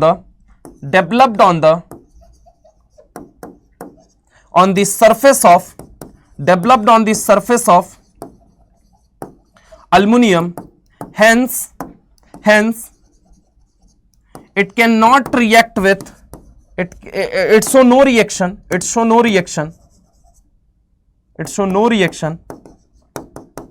with concentrated HNO3। किसके साथ? कॉन्सेंट्रेटेड HNO3 के साथ कोई रिएक्शन नहीं शो कर पाता। अल्युमिनियम कंसंट्रेटेड HNO3 के साथ कोई रिएक्शन ना शो कर पाने की वजह क्या होती है? द मोस्ट इंपॉर्टेंट वजह है बेटा कि उसके सरफेस पे प्रोटेक्टिव ऑक्साइड की लेयर डिपॉजिट हो गई, HNO3 पेनिट्रेट नहीं कर पाएगा, उसके सरफेस तक पहुंच ही नहीं पाएगा, दैट इज वाई रिएक्शन नहीं होगी। सर ऐसा कौन कौन लोग करते हैं? तो बेटा याद रखना, यहां पर अगर हम बात करें बेरिलियम, अल्युमिनियम, आयरन और क्रोमियम, ये जैसे ही कॉन्सेंट्रेटेड HNO3 के कांटेक्ट में आते हैं तुरंत ये क्या बन जाता है? तुरंत यहां पे प्रोटेक्टिव ऑक्साइड की लेयर बन जाने की वजह से, protective oxide layer, mark my word, protective oxide की लेयर बन जाने की वजह से, प्रोटेक्टिव ऑक्साइड लेयर की वजह से यहां पे नो रिएक्शन होता है। और इसी को हम कहते हैं बेटा पैसिवेशन ऑफ मेटल। क्या कहते हैं? Passivation of metal. Passivation of metal मतलब मेटल जो है वो क्या है? यहां पे अगर हम बात करें तो पैसिवेशन ऑफ मेटल कहा जाता है। इसे क्या बोला जाता है? Passivation of metal. Important word है, बहुत ज्यादा इंपॉर्टेंट है, कई दफा एग्जाम के अंदर पूछ लिया जाता है पैसिवेशन ऑफ मेटल के बारे में। तो पैसिवेशन ऑफ मेटल कुछ नहीं होता है बेटा, ये केवल और केवल क्या होता है कि अगर हम बात करें बेरिलियम हुआ, अल्युमिनियम हुआ, आयरन हुआ, क्रोमियम हुआ, ये कॉन्सेंट्रेटेड HNO3 के कॉन्टेक्ट में जैसे ही आते हैं इनके सरफेस पे क्या डेवलप हो जाता है? तो इनके सरफेस पे डेवलप हो जाता है बेटा प्रोटेक्टिव ऑक्साइड की लेयर, जिसकी वजह से कॉन्सेंट्रेटेड HNO3 बीइंग कहा जाता है कि so much strong oxidising agent, इतना ताकतवर ऑक्सीडाइजिंग एजेंट होने के बावजूद भी वो इनके साथ रिएक्शन नहीं शो कर पाता है, और इसी फिनोमेना को नाम दिया जाता है बेटा पैसिवेशन ऑफ मेटल। क्या नाम दिया जाता है? Passivation of metal. Hope so कि तुम्हारे दिमाग में पूरी बात जा रही है, तो इसको देख लो फटाफट से, फिर हम आगे चलते हैं। तो पैसिवेशन ऑफ मेटल बार बार बोलेंगे आप, जितनी बार बोल सकते हैं। चलिए नोट कर लिया। इसको याद रखने का भी तरीका हो सकता है बेटा, कैसे याद रख सकते हो? तो बी का मतलब बेकार, आलू फेंका करो, बेकार आलू फेंका करो, ठीक है, तो बेकार आलू फेंका करो, तो ये होता है बेसिकली, इसको याद रखने का तरीका कि बेकार आलू फेंका करो when come in the contact of concentrated HNO3 protective oxide layer develop होती है। एक और बात मैं यहां मेंशन करना चाहूंगा कि वो प्रोटेक्टिव ऑक्साइड लेयर सर कैसी होती है, थिन होती है या थिक होती है, तो बेटा वो कैसी होती है, थिन होती है। थिन बोले तो पतली लेयर होती है, कैसी होती है, पतली। समझ रहे हो मेरी बात को कि एक थिन और एक वर्ड होता है थिक, तो वो कैसी लेयर होती है, तो वो होती है सर थिन लेयर होती है, ठीक है। एक मिनट, अब अगर मैं आगे बात करता हूं, एक मिनट आगे अगर मैं बात करता हूं, जरा गौर से देखना। अब अगली रिएक्शन जो हम करने जा रहे हैं डेट इज अल्युमिनियम का किसके साथ करने जा रहे हैं बेटा, अल्युमिनियम का करने जा रहे हैं, अल्युमिनियम विथ O2, ठीक है, अल्युमिनियम का O2 के साथ। तो ये देखो अल्युमिनियम कितने में रहना चाहता है, तो सर अल्युमिनियम रहना चाहता है +3 में, ठीक है। ऑक्सीजन के साथ डाइऑक्सीजन, डाइऑक्सीजन मैं यहां प्रॉपर लिख देता हूं, डाइऑक्सीजन, डाइऑक्सीजन, ठीक है, डाइऑक्सीजन। अब ये O2 है, O2 2 का मतलब क्या हो गया, डाई, और O क्या है, ऑक्सीजन। तो अब O के ऊपर कैसा चार्ज होगा, तो O के ऊपर होगा -2 का चार्ज।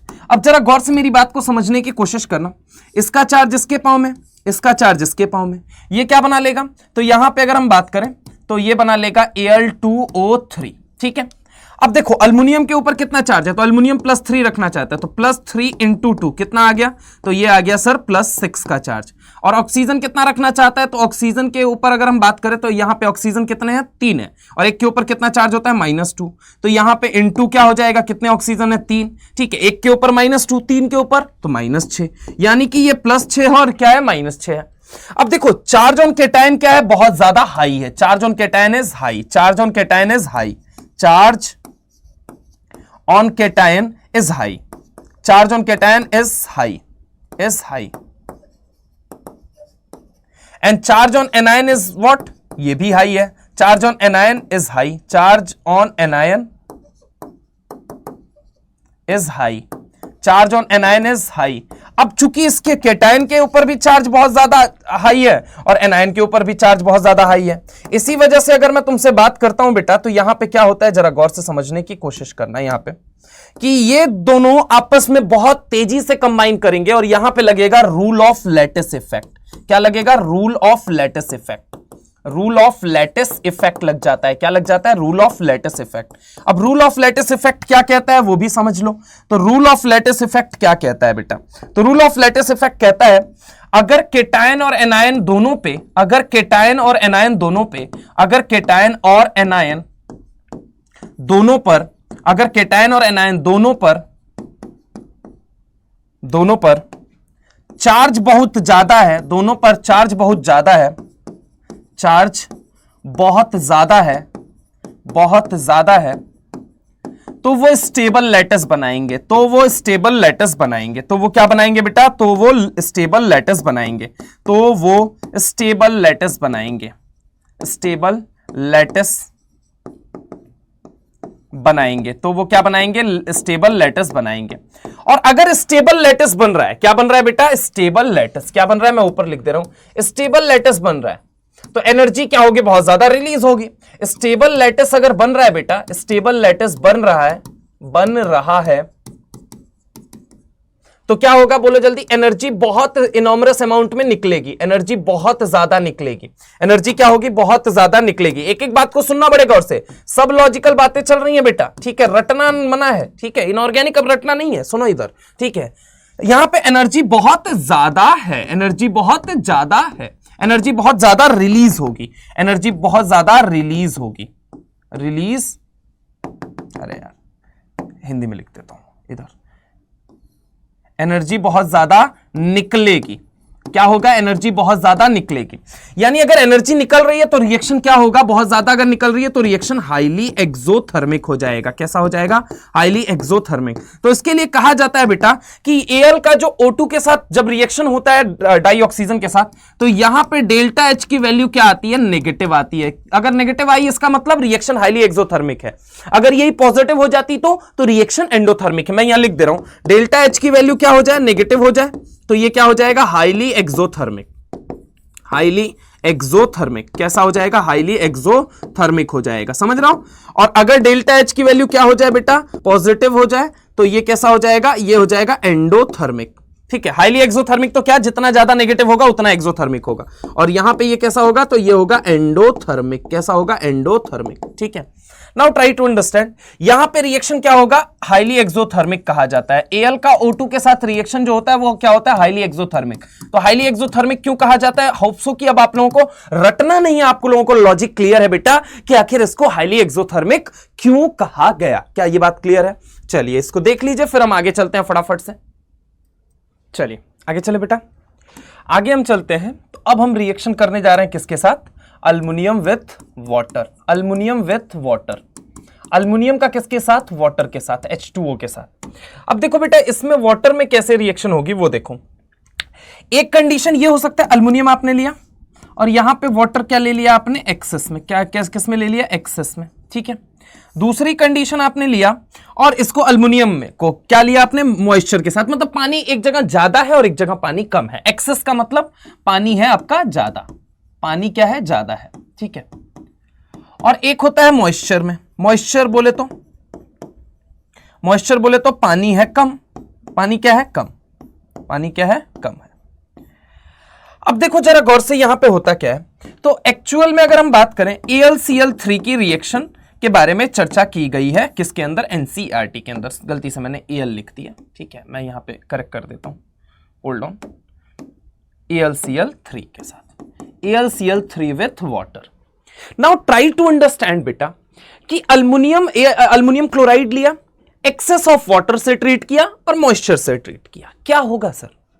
आप NCERT क्लास 11th के अंदर जब जाएंगे तो एक क्वेश्चन भी लिखा हुआ है, एक क्वेश्चन लिखा हुआ है कि अल्युमिनियम को मॉइस्चर के कांटेक्ट में हम जब ले आते हैं, AlCl3 के को मॉइस्चर के कांटेक्ट में ले आते हैं तो व्हाइट फ्यूम आने लगता है। मॉइस्चर का मतलब क्या है, पानी क्या है, कम है। ठीक है, पानी क्या है, कम है। अब पानी ज्यादा है और पानी कम है, इसमें लॉजिक क्या है, तो सुनो जरा गौर से। अगर पानी ज्यादा है तो पानी का डाइलेक्ट्रिक कांस्टेंट क्या होता है बेटा, होता है हाई। डाइलेक्ट्रिक कांस्टेंट क्या होता है, हाई। डाइलेक्ट्रिक कांस्टेंट क्या है, तो डाइलेक्ट्रिक कांस्टेंट पानी की स्पेशल पावर है।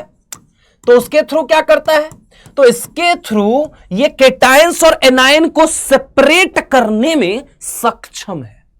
यानी AlCl3 के अंदर अब आप बात करोगे तो Al+3 और Cl- है ना, तो जैसे ही एक्सेस ऑफ वाटर के अंदर इसको डालोगे तो ये क्या बनेगा, Al+3 एक्वस बनेगा, प्लस क्या बनेगा, Cl- एक्वस बनेगा। समझ रहा हो मेरी बात को, ये क्या बनेगा, Cl-। ठीक है, and this is something called hydration. क्या कहा जाता है, हाइड्रेशन, जल योजन। क्या कहा जाता है, जल योजन कहा जाता है। इसे क्या बोला जाता है बेटा, जल योजन बोला जाता है। ठीक है, तो ये अपने आयंस के अंदर क्या हो जाएगा, ब्रेक हो जाएगा अगर पानी बहुत ज्यादा है। क्यों, क्योंकि पानी की है डाइलेक्ट्रिक कांस्टेंट हाई, वो तो केटायन और एनायन को सेपरेट करता ही करता है। वो केटायन और एनायन को क्या करेगा, एक दूसरे से अलग कर देगा। समझ रहा हूं मेरी बात को, केटायन एक साइड, एनायन एक साइड। तो ये क्या होता है, this is something called hydration. Hydration को हिंदी में कहते हैं जल योजन। ठीक है, तो याद रखना, अगर वही मॉइस्चर के साथ रिएक्ट करोगे, पानी है कम, पानी क्या है, बोलो बेटा, कम है। तो अब यहां पे क्या होता है, यहां पे देखो यहां पे Al+3 है और ये क्या है, Cl- है। अब पानी कैसे टूटेगा, तो पानी टूटेगा बेटा OH और H+ में और OH- में। तो होता क्या है बेटा, यहां पे अगर हम बात करें कि यहां पे देखो, जब ये पानी टूटेगा तो ये क्या करेगा, HCl बना लेगा। H+Cl को देख के मुस्कुराएगा। अपोजिट चार्जेस हैं, ये एक दूसरे के विपरीत चार्जेस हैं, अलग अलग चार्जेस हैं, तो एक दूसरे को देख के मुस्कुराएंगे और मुस्कुराने के बाद से यहां पे क्या बना लेंगे, HCl। और इस HCl की वजह से यही HCl व्हाइट फ्यूम बनके उड़ता है। क्या बनके उड़ता है, व्हाइट फ्यूम बनके उड़ता है। तो white fume appear around the bottle of anhydrous AlCl3 when come in the contact of moisture. ऐसा करके क्वेश्चन दिया गया है, पी ब्लॉक के अंदर जाके देखेंगे, डब्बे के अंदर बंद करके। ठीक है, तो वो व्हाइट फ्यूम जो आया है वो HCl के उड़ने की वजह से आ रहा है। किसकी वजह से आ रहा है, HCl के उड़ने की वजह से आ रहा है। Now try to understand, Al पे कितना चार्ज है, +3 का, OH पे कितना चार्ज है, माइनस का। तो ये Al+3 और ये क्या है, OH- है। ये यहां पे अगर हम बात करें तो इसके पांव में चार्ज इसका चिपका दो और यहां पे इसका चार्ज, तो ये क्या बन गया, AlOH का होल थ्राइस बन गया। And this is something called hydrolysis. जहां पानी खुद टूट रहा है, जहां पानी किसी को तोड़ रहा है, वो हाइड्रेशन कहा जाता है। और जहां पानी खुद ही टूट रहा है उसे हम क्या बोलते हैं बेटा, तो उसे हम बोलते हैं हाइड्रोलिसिस। तो यहां पे क्या हो रहा है, हाइड्रोलिसिस। क्या हो रहा है, हाइड्रोलिसिस। तो इसे हम कहते हैं जल अपघटन, ठीक है। हाइड्रोलिसिस इज जल अपघटन, जल का ही अपघटन, जल अपघटन यानी जल का ही टूटना, ठीक है। तो जल अपघटन, जल का खुद का क्या हो रहा है, घटन हो रहा है। घटन बोले तो वो टूट रहा है, ठीक है। जल योजन, तो जल का जुड़ना, जल योजन इज कॉल्ड हाइड्रेशन एंड जल अपघटन इज कॉल्ड व्हाट, हाइड्रोलिसिस कहा जाता है। तो इसे हम हिंदी में कहते हैं जल योजन। इसको इसलिए मैं हिंदी बता रहा हूं बेटा क्योंकि कई दफा अपन कंफ्यूज हो जाते हैं। जल योजन, जल का जुड़ना इज कॉल्ड समथिंग जल योजन, ठीक है। That is known as what, hydration. Hydrolysis, lysis का मतलब ये होता है बेटा क्या, टूटना। लाइसिस का मतलब क्या होता है, टूटना। तो आप इसको याद रख सकते हो, कई दफा बच्चे कंफ्यूज हो जाते हैं, हो सकता है वो हाइड्रेशन लिख दे, हाइड्रोलिसिस लिख दे, तो कंफ्यूज नहीं होना है बेटा। मैं अगेन कह रहा हूं, रटना मना है, मैं तुम्हारे दिमाग में सेट कर दूंगा, बस तरीके से सुनो मेरी बात को। तो इसे हम कहते हैं जल अपघटन। क्या कहते हैं, जल अपघटन, ठीक है, अपघटन, जल अपघटन। और इसे हम क्या बोलते हैं, जल योजन कहते हैं, ठीक है। तो this was all about the reaction of aluminium. अब अल्युमिनियम को एक पेज में हम समराइज करें तो ये देखिए, अल्युमिनियम की हमने किसके किसके साथ रिएक्शन पढ़ी।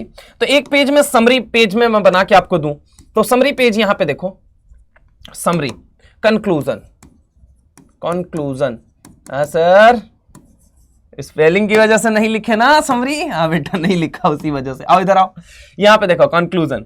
अब यहां पे देखो, अल्युमिनियम का आपने किसके साथ रिएक्शन कराया बेटा, पहले तो डाइल्यूट HCl के साथ, ठीक है, एसिड के साथ। फिर अल्युमिनियम का किससे रिएक्शन कराया, बेस के साथ। मैं एसिड बेस से लिखता चलता हूं ऐसे। यहां पे आपने किससे रिएक्शन कराया, एसिड के साथ। आपने किसके साथ रिएक्शन कराया, बेस के साथ, ठीक है। उसके बाद अल्युमिनियम की आपने किसके साथ रिएक्शन कराई, तो आपने अल्युमिनियम की रिएक्शन करा दी N2 के साथ, ठीक है। उसके बाद अगर हम बात करें तो अल्युमिनियम का किसके साथ रिएक्शन कराया, हमने किसका पढ़ा, कॉन्सेंट्रेटेड HNO3 के साथ, ठीक है। उसके बाद अल्युमिनियम की हमने रिएक्शन किसके साथ पढ़ी, तो O2 के साथ पढ़ी। उसके बाद से अगर हम बात करें तो AlCl3 की रिएक्शन हमने किसके साथ पढ़ी, तो वाटर एक्सेस के साथ। और किसके साथ पढ़ी है, तो मॉइस्चर के साथ। अभी तक ये हमने पूरी रिएक्शन पढ़ी। अगर इतनी रिएक्शन आपको आती है, अगर इतनी रिएक्शन बेटा आपको आती है, यकीन मानो दोस्त आपको हर वो पॉइंट आ रहा है जो आपको जानना चाहिए था। अगर आपको इतनी रिएक्शन आ रही है, ये टोटल ये रिएक्शन अगर आ रही है, ये रिएक्शन, ठीक है। तो ये अगर मैं बात करूं, अगर आपको ये रिएक्शन आती है तो इतनी रिएक्शन के बाहर आपको पढ़ने की जरूरत नहीं है, ठीक है। आप एक बार एनसीईआरटी रीड कर लीजिएगा, बस इनफ है, आपको सारी चीजें समझ में आ जाएंगी। तो अल्युमिनियम के बारे में जो रिएक्शन बेसिकली पूछी जा सकती है वो मैंने सारा एक साथ आपको करा दिया। इसको देख लीजिए, एक बार रिकैप कर लीजिए। पहले पीछे वाला पेज दिखा देता हूं, फिर हम आगे चलते हैं। फटाफट से देख लो इसको। चलिए, देख लिया होगा आप लोगों ने। अब देखो होता क्या है, इसके बाद अगर मैं बात करूं, एक और बहुत इंपॉर्टेंट सेगमेंट होता है, हालांकि वो 12 से रिलेटेड है, लेकिन अल्युमिनियम के बारे में सवाल के रूप में पूछा जा सकता है। दैट इज व्हाट, एक प्रोसेस होता है बेटा जिसका नाम है हेराल्ट प्रोसेस, ठीक है, हेराल्ट प्रोसेस। इसमें क्या होता है, तो इसमें प्यूरिफाइड Al2O3 के इलेक्ट्रोलाइसिस से, किससे, इलेक्ट्रोलाइसिस से, ठीक है। इलेक्ट्रोलाइसिस से हम क्या एक्सट्रैक्ट करते हैं, अल्युमिनियम को, ठीक है, अल्युमिनियम को एक्सट्रैक्ट करते हैं। और इस प्रोसेस के अंदर हम मिलाते हैं मोल्टेन क्रायोलाइट। क्या मिलाते हैं, मोल्टेन क्रायोलाइट, जिसे हम कहते हैं मोल्टेन क्रायोलाइट। बोले तो क्या कहते हैं, Na3Al(F6), ठीक है, और CaF2, ठीक है। यहां पे हम मिलाते हैं मोल्टेन क्रायोलाइट। अब ये मोल्टेन क्रायोलाइट क्या करता है, तो पहली चीज तो मेल्टिंग पॉइंट को कम करता है, helps in lowering the melting point. पहला आपसे पूछा जाएगा, helps in lowering the melting point. Melting point को क्या करता है, कम करता है। दूसरी इंपॉर्टेंट बात, ब्रिंग्स कंडक्टिविटी। क्या लाता है, बोलो जल्दी, कंडक्टिविटी, ब्रिंग्स कंडक्टिविटी। क्या लाता है, कंडक्टिविटी लाता है, ठीक है। समझ रहे हो मेरी बात को। तो दो इंपॉर्टेंट मेजर इसके रोल हैं। पहला रोल क्या है बेटा, तो पहला मैंने आपको जैसे बताया, helps in lowering the melting point. पहली चीज तो इंपॉर्टेंट ये है, ठीक है। एक मिनट, अगर मैं बात करूं तो पहली चीज helps in lowering the melting point. दूसरी इंपॉर्टेंट बात क्या है कि ब्रिंग्स कंडक्टिविटी। ओहो, यहां पे देखो, दूसरी अगर इंपॉर्टेंट बात करूं बेटा तो वो क्या करता है, तो ब्रिंग्स कंडक्टिविटी। ये बात आपको याद रखनी है, पक्की बात है, ब्रिंग्स कंडक्टिविटी। ठीक है, अब देखो यहां पे क्या होता है, इलेक्ट्रोलाइसिस के लिए आप क्या यूज करोगे, कैथोड भी यूज करोगे, एनोड भी यूज करोगे। ठीक है, तो यहां पे कैथोड जो यूज किया जाता है, कैथोड और एनोड यूज किया जाता है। क्या यूज किया जाता है, कैथोड और एनोड। ठीक है, तो अगर हम बात करें एनोड पे, एनोड किसका बना होता है, डेट इज ग्रेफाइट। ठीक है, ग्रेफाइट। ठीक है, कार्बन का एक एलोट्रॉप है, डायमंड, फुलरीन और ग्रेफाइट, इसी चैप्टर में पढ़ाया जाएगा, तो वो ग्रेफाइट होता है। ठीक है, ये क्या करता है, तो helps in reduction of metal, helps in reduction of metal, helps in reduction of metal, helps in reduction of metal. ठीक है, मेटल। अब देखो कैथोड जो होता है, ये कैथोड किसका बनाया जाता है, तो कैथोड जो होता है ये बना होता है स्टील का। किसका बना होता है, स्टील का। तो हेराल्ड प्रोसेस जो है, इसमें क्या किया जाता है, प्यूरिफाइड Al2O3 के इलेक्ट्रोलाइसिस से अल्युमिनियम को एक्सट्रैक्ट किया जाता है। ठीक है, extracted, aluminium is extracted here. ठीक है, किसकी मदद से, तो हम उसके अंदर मोल्टेन क्रायोलाइट मिलाते हैं, फॉर्मूला है Na3Al(F6) और CaF2।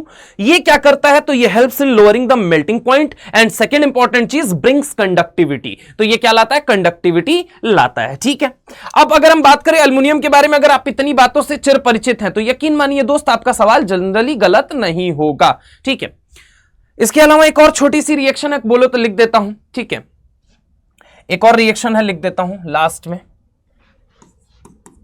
Al2O3 को हम किसके साथ, 3C के साथ ट्रीट करते हैं, तो ये क्या बना लेता है, 4Al प्लस 3CO2 बना लेता है। तो बस इसको एक याद रख लेना है ना, और बाकी तो कुछ याद रखने की जरूरत, अब इतनी जितनी बातें मैंने बता दी उतना बस आपको याद रखना, इससे ज्यादा कुछ ध्यान नहीं देना है। ठीक है, 3CO2। हाँ चलिए, ठीक है, इसको देख लीजिए बेटा, फिर हम आगे चलते हैं। अगली नेक्स्ट रिएक्शन शुरू होगी बोरॉन की। चलिए आगे चलते हैं, आगे होप सो इसे आपने नोट कर लिया है। चलें आगे चलें, चलो देखो होता क्या है। अब हम बात करने जा रहे हैं रिएक्शन ऑफ बोरॉन के बारे में। किसके बारे में बात करने जा रहे हैं, रिएक्शन ऑफ बोरॉन। पहली चीज याद रखोगे, एक मेरी टैगलाइन याद रखोगे कि बोरॉन जो है ये BH3 जो है इसका ये मोनोमर फॉर्म है। ठीक है, मोनोमर बोरॉन, अगर मैं बात करूं हाइड्रोजन के साथ जब जुड़ा हुआ है तो ये इसका मोनोमर फॉर्म है, और ये मोनोमर फॉर्म में स्टेबल नहीं होता है। ये क्या करता है, ये डाइमर बनाता है, यानी कि ये बनाता है B2S6, और इसे हम क्या कहते हैं, डाइमर। क्या कहते हैं बेटा, डाइमर कहते हैं। तो यहां पे अगर हम बात करें कि ये मोनोमर फॉर्म में रहता है और ये क्या बनाता है, डाइमर बनाता है। समझ रहे हो मेरी बात को, ये क्या बनाता है, डाइमर बनाता है। अब समझने की कोशिश करो, एक्चुअल में क्या होता है कि हम जब BX3 को लेके ट्रीट करते हैं, किसके साथ, BX3 को लेके ट्रीट करते हैं, किसके साथ, NaH के साथ ट्रीट किया। ठीक है, अब देखो जरा गौर से, या फिर हमने किसके साथ ट्रीट किया, तो यहां पे NaBH4 के साथ ट्रीट किया, और या फिर अगर हम बात करें तो यहां पे अगर हम बात करें LiAlH4 के साथ हमने ट्रीट किया। ठीक है, LiAlH4 के साथ। तो यहां पे क्या होता है, देखो एक्चुअल में अगर मैं तुम्हें बताऊं तो सोडियम एक मेटल है। सोडियम क्या है, मेटल। लाइफ में इसका सपना क्या है, तो इलेक्ट्रॉन देना। अगर इलेक्ट्रॉन देना अगर इसका सपना है तो H क्या बनेगा, तो माइनस बनेगा। अब ये जब बॉन्ड टूटेगा Na प्लस और H माइनस, तो यहां पे क्या बनेगा, Na प्लस और यहां पे H माइनस। ये क्या है बेटा, बॉन्डिंग मॉलिक्यूलर ऑर्बिटल। क्या है बेटा, बॉन्डिंग मॉलिक्यूलर ऑर्बिटल। क्या है बेटा, बॉन्डिंग मॉलिक्यूलर ऑर्बिटल। पीछे अगर मैं बात करूं तो यहां पे छोटा सा क्या है, anti bonding, anti bonding, anti bonding. ठीक है, ये क्या है बोलो जल्दी, एंटी बॉन्डिंग। ये H माइनस एक बार यहां अटैक करेगा, यही H माइनस एक बार यहां अटैक करेगा, और यही H माइनस एक बार यहां अटैक करेगा। जैसे ही अटैक करेगा तो यहां पे BX बॉन्ड टूट जाएगा। वो क्यों सर, वो टूटेगा क्यों, ये मुझे बताइए। तो देखो यहां पे एक एक करके मैं बता रहा हूं, एक ही बार मैं अटैक करवा रहा हूं, बाकी तुम करवा लेना। ठीक है, ताकि नोट्स में गंदा ना दिखे। एक मिनट रुको,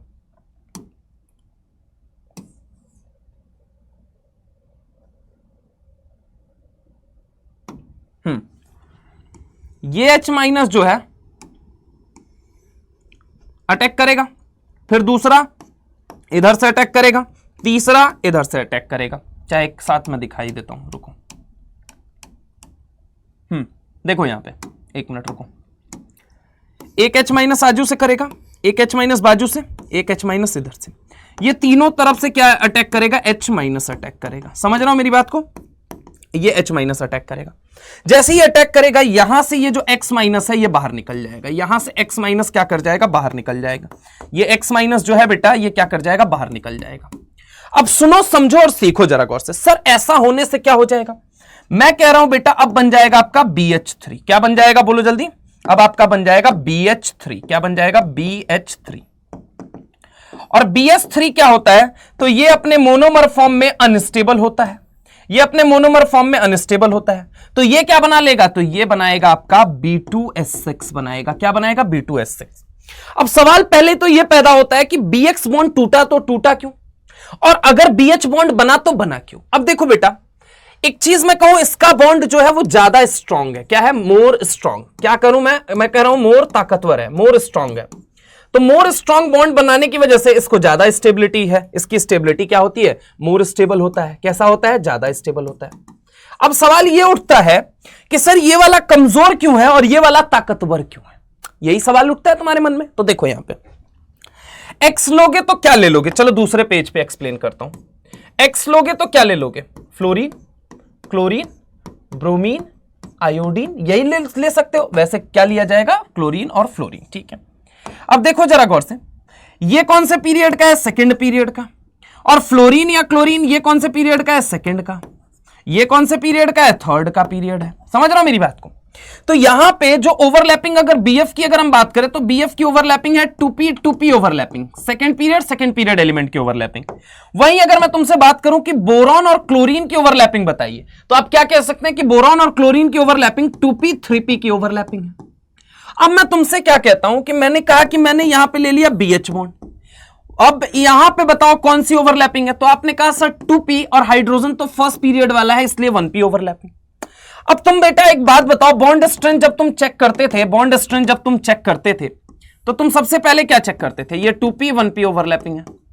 तो bond strength is inversely proportional to what? Size, या फिर आप इसे ही क्या बोलते थे? Principal quantum number. क्या बोलते थे? Principal quantum number. साइज या प्रिंसिपल क्वांटम नंबर के। अब ये वाली ओवरलैपिंग जो है 2p 1p ओवरलैपिंग है। साइज क्या है? छोटी, तो बॉन्ड स्ट्रेंथ क्या है? ज्यादा, मतलब बॉन्ड की मजबूती क्या है? ज्यादा। यानी कि BH bond is more stable compare to BX bond is more stable. समझ रहा हो मेरी बात को? तो पहला सवाल जो तुम्हारे मन में उठ रहा था कि सर ये बॉन्ड टूटा तो टूटा क्यों, और ये बॉन्ड बना तो बना क्यों? तो टूटा इसलिए बेटा क्योंकि वो कम स्टेबल है, और बना इसलिए बेटा क्योंकि ये ज्यादा स्टेबल है। अच्छा, तुमको एक बात बहुत तरीके से पता है कि सर BH3 के फॉर्म में स्टेबल नहीं होता है, ये मोनोमर में ऑटोमेटिकली कन्वर्ट हो जाएगा डाइमर में, क्योंकि ये डाइमर में ज्यादा स्टेबल है। तो BH3 जो है बेटा वो मोनोमर से तुरंत किस में कन्वर्ट होता है? डाइमर में कन्वर्ट होता है। अब आगे हम बात आ जाते हैं NaBH4 और LiLH4 क्या होते हैं ये। तो देखो इसको बोला जाता है, चलो मैं दूसरे पेज पे ही एक्सप्लेन करता हूं। एक्चुअल में NaBH4 क्या है? तो ये देखो B, ये H, ये H, ये H और ये H। और अगर मैं बात करूं डब्बे के बाहर क्या है? सोडियम Na+, और इसके ऊपर कैसा चार्ज है? माइनस। तो इसको हम क्या बोलते हैं? Sodium borohydride. क्या बोलते हैं? Sodium borohydride. क्या बोलते हैं? सोडियम बोरोहाइड्राइड कहते हैं। ठीक है, अब जरा गौर से सुनना। यहां पे ये बोरॉन जो है, यहां पे समझने की कोशिश करो। यहां पे ये जो बोरॉन है और ये हाइड्रोजन है। ठीक है, देखो बेटा बोरॉन कौन से पीरियड का है? तो बोरॉन सर जो है आपका ये कौन से पीरियड का है? दैट इज सेकंड पीरियड का। और हाइड्रोजन कौन से पीरियड का है? फर्स्ट पीरियड का। यानी कि इनके बीच में जो ओवरलैपिंग है वो शानदार ओवरलैपिंग है। कैसी ओवरलैपिंग है? शानदार ओवरलैपिंग है। और अगर ये शानदार ओवरलैपिंग है तो ये बॉन्ड कैसा होगा? स्टेबल बॉन्ड होगा। कैसा होगा? बोलो बेटा, स्टेबल बॉन्ड होगा। कैसा होगा? Stable bond. तो सर एक बात बताइए, LiLH4 की बात कर लेते हैं। तो आइए बेटा जी, Li आपने ले लिया, अब देखो Al आपने ये ले लिया, ये H, ये H, ये H और ये H। समझ रहे हो मेरी बात को? देखो फील लेना बेटा। अब अगर मैं तुमसे बात करता हूं तो यहां पे जरा गौर से देखो, अल्युमिनियम है थर्ड पीरियड का, हाइड्रोजन है आपके फर्स्ट पीरियड का। ठीक है, पक्की बात है, बोलो हाँ है ना। तो यहां पे बताओ 3p 1p ओवरलैपिंग है, तो ये कैसी ओवरलैपिंग है? उसके कंपैरिजन में ये ओवरलैपिंग पुअर ओवरलैपिंग है, बेकार ओवरलैपिंग है। समझ रहे हो मेरी बात को? ये कैसी है बेटा? बेकार ओवरलैपिंग है। कैसी है? बेकार ओवरलैपिंग है। तो बेकार ओवरलैपिंग होने की वजह से ये कैसा होगा? अनस्टेबल होगा। उसके कंपैरिजन में अनस्टेबल मतलब वीक बॉन्ड होगा। कैसा होगा? वीक बॉन्ड होगा।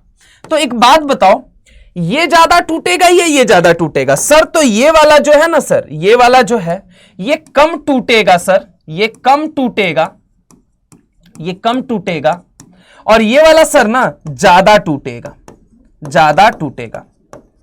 अब देखो अल्युमिनियम जो यहां पे भी क्या निकल के आता है, यहां पे जब ये बॉन्ड टूटता है तो यहां पे भी निकल के आता है H माइनस, और यहां पे भी क्या निकल के आता है? H minus. समझ रहे हो? जब ये बॉन्ड टूटेगा तो H माइनस बनेगा। दोनों का काम एक ही है, H माइनस देना। NaH दे दिया आपको, उसने NaH दे दिया, या फिर आपको क्या दे दिया?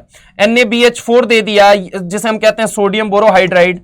और अगर हम बात करें कि यहां पे LiLH4 जिसको हम कहते हैं लिथियम अल्युमिनियम हाइड्राइड, क्या कहते हैं बेटा? इसका नाम क्या होता है? एक minute, let me change the colour of pen. It is basically your what? ये देखो, इसे कहा जाता है lithium, lithium, lithium aluminium, aluminium, aluminium, lithium aluminium hydride. इसे हम क्या कहते हैं? लिथियम एल्यूमिनियम हाइड्राइड कहते हैं। क्या मेरी बात समझ में आई? तो ये होता है बेटा लिथियम एल्यूमिनियम हाइड्राइड होता है। क्या इतनी बात क्लियर है? अब देखो जरा गौर से, इन दोनों में ज्यादा H माइनस कौन देगा? तो सर LiLH4 ज्यादा H माइनस देगा। इसीलिए कहा जाता है, एक इंपॉर्टेंट बात यहां पे बोल रहा हूं, LiLH4 इज बेहतर रिड्यूसिंग एजेंट।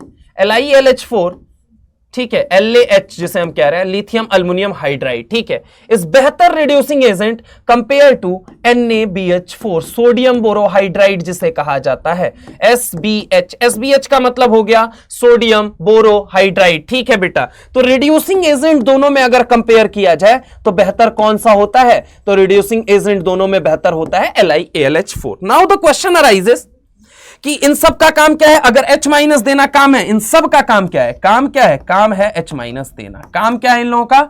H माइनस देना। काम है H माइनस देना। और H माइनस क्या करेगा? जाके लात मार के इन X को बाहर निकालेगा, बाहर निकालेगा, बाहर निकालेगा, और यहां पे क्या बना देगा? BH3। BH3 is unstable in its monomer form, that is why it will try to form what? B2S6। मतलब इन तीनों रिएक्शन का अगर मैं कंबाइंड रिजल्ट लिखूं तो ये तीनों रिएक्शन क्या बनाएंगी? B2S6 बनाएंगी। क्या बनाएंगे बेटा? B2S6 बनाएंगी। क्या ये मेरी बात समझ में आई? ठीक है, अब वो एनी काइंड ऑफ सवाल आपको दे सकता है। फॉर एग्जाम्पल अगर मैं बात करूं आपसे, उसने लिख दिया BF3 है, अब इसके ऊपर मैं तो भैया NaH डालूंगा, डाल दो कोई बात नहीं है, क्या बना देगा? ये B2S6 बना देगा। समझ रहे हो? अच्छा, उसने कहा कि भाई मैं तो BF3 के ऊपर मैं तो ऐसा करूंगा कि मैं इसके ऊपर डालूंगा NaBH4, डाल दे भाई, कोई दिक्कत नहीं है। ये क्या बना लेगा? B2S6 बना लेगा। ये बोलेगा नहीं भैया मैं तो डालूंगा LaH डालूंगा, लिथियम अल्युमिनियम हाइड्राइड, डाल दे भाई, क्या बनाएगा? B2S6 बनाएगा। इसने बोला कि चलो मैं एक काम करता हूं, BCl3 ले लेता हूं, तो BCl3 लेके मैं इसके ऊपर क्या डालूंगा? NaH डालूंगा, डाल दो भैया कोई दिक्कत नहीं है। मैं तो इसके ऊपर NaBH4 डालूंगा, डाल दो भैया कोई दिक्कत नहीं है। मैं तो इसके ऊपर लिथियम अल्युमिनियम हाइड्राइड डालूंगा, डाल दो भैया कोई दिक्कत नहीं है। ठीक है, यहां पे NaBH4 की बजाय वो क्या लिख के दे सकता है? वो लिख के दे सकता है SBH। ठीक है, SBH बोले तो सोडियम बोरोहाइड्राइड। अगर उसने लिख के दे दिया तुम कह देना कोई दिक्कत नहीं है भैया, सब जगह प्रोडक्ट क्या बनना है? B2S6 ही बनना है। क्या बनना है? B2S6 ही बनना है। क्या बनना है? B2S6 ही बनना है। क्या मेरी बात समझ में आई या नहीं आई? कि अगर इनमें से कुछ भी अगर आप डालोगे तो क्या बनेगा? B2S6 बनेगा। ठीक है, आगे आते हैं, एक और रिएक्शन है, दैट इज हमने ले लिया NaBH4। क्या ले लिया? NaBH4। ठीक है, अब NaBH4 बोले तो सोडियम बोरोहाइड्राइड, तो Na प्लस है, BH4 माइनस है। ठीक है, इसको ट्रीट किया जाता है I2 से। अब यहां पे क्या होता है? तो देखो एक्चुअल में देखो, ये क्वेश्चन अगर मैं बात करूं तो ये क्वेश्चन पूछा भी गया है बहुत रिप्यूटेड एग्जाम के अंदर। अब सुनो, यहां पे ये BH4 जो है ये किस में टूटेगा? ये टूटेगा BH3 में, प्लस किस में टूटेगा? H माइनस में। अब देखो जरा गौर से, H माइनस है तो इसकी साइज क्या है? छोटी। साइज क्या है? छोटी। अब साइज छोटी होने की वजह से नेगेटिव चार्ज उतना स्टेबल होगा नहीं, नेगेटिव चार्ज उतना स्टेबल होगा नहीं, उतना स्टेबल होगा नहीं, होगा नहीं, उतना स्टेबल होगा नहीं। I2 जो होता है मीडियम में, ये क्या करता है, I2 is use to eliminate H minus from medium, use to eliminate H minus from medium. कहां से, मीडियम से H माइनस हटाने के लिए हम किसका उपयोग करते हैं, डेट इज I2 का। अब ये क्या करता है, ये देखो, ये रहा H माइनस, माइनस का मतलब क्या है, 2 इलेक्ट्रॉन, और यहां पे I2 क्या करेगा, I2 इसका 1 इलेक्ट्रॉन ले लेगा। जैसे ही इलेक्ट्रॉन लेगा तो यहां पे I क्या बन जाएगा, खुद माइनस बन जाएगा। ऐसे अगर मैं 2 मान लूं तो 2 I माइनस यहां बन जाएंगे, प्लस क्या बन जाएगा, H फ्री रेडिकल बन जाएंगे 2, क्योंकि एक इसका नेगेटिव जा चुका है, दोनों इलेक्ट्रॉन नहीं, एक इलेक्ट्रॉन गया है माइनस, मतलब I2 is used to eliminate H minus. H minus का मतलब 1 इलेक्ट्रॉन खाने के लिए। जब 1 इलेक्ट्रॉन खाया, बचा कितना, 1 इलेक्ट्रॉन। अब 1 इलेक्ट्रॉन जब बचा है, तुमको पता है ये क्या है, फ्री रेडिकल। फ्री रेडिकल क्या होता है, जिसकी रिएक्टिविटी बहुत ज्यादा हाई होती है। तो ये दोनों जैसे ही कंबाइन करेंगे बेटा, तो यहां पे बन जाएगा H2, ठीक है, ये H2 बन के निकल गया मीडियम में, ठीक है। अब बचा मीडियम के अंदर I माइनस बचा, ठीक है। अब सोचना, ये BS3 वाला पोर्शन बचा है। अब BS3 के फॉर्म में स्टेबल होता है, नहीं सर। BS3 क्या बनाएगा, B2S6 बनाएगा। तो यहां पहला प्रोडक्ट क्या बनेगा बेटा, B2S6 बनेगा। क्या बनेगा, B2S6 बनेगा, पहली चीज। दूसरी चीज सुनिए यहां पे, अगर मैं तुमसे बात करता हूं बेटा, यहां पे सुनो जरा तरीके से, B2S6 एक तो बना। अब दूसरी चीज यहां पे सुनो, यहां पे और क्या बनेगा, अगर मैं तुमसे बात करता हूं, ये H माइनस है। अब H माइनस तो क्या बन के निकल गया, H2 बन के निकल गया। मीडियम में क्या बचा, तो मीडियम में बचा सर I माइनस। अब I माइनस किससे कंबाइन करेगा, Na प्लस से कंबाइन करेगा, और ये क्या बना के निकलेगा, तो ये बना के निकलेगा NaI। अब I माइनस कैसे बना था, तो H से इलेक्ट्रॉन छीन के बना था, क्योंकि I माइनस क्या होता है, जबरदस्त रिड्यूसिंग आयन होता है।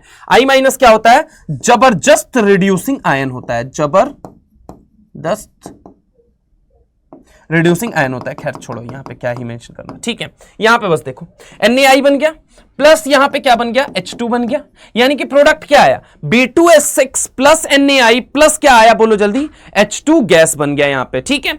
यहां पे ये बात समझ में आई। चलिए आगे चलते हैं।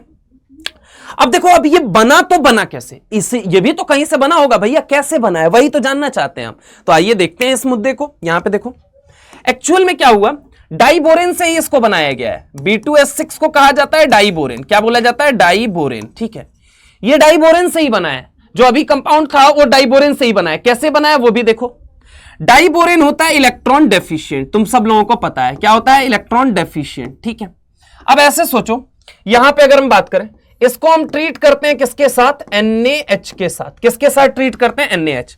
अब B2S6, अब तुम सोचो किससे बना है, तो सर B2S6 तो मोनोमर डाइमर है किसका, तो BS3 मोनोमर का है, होता है।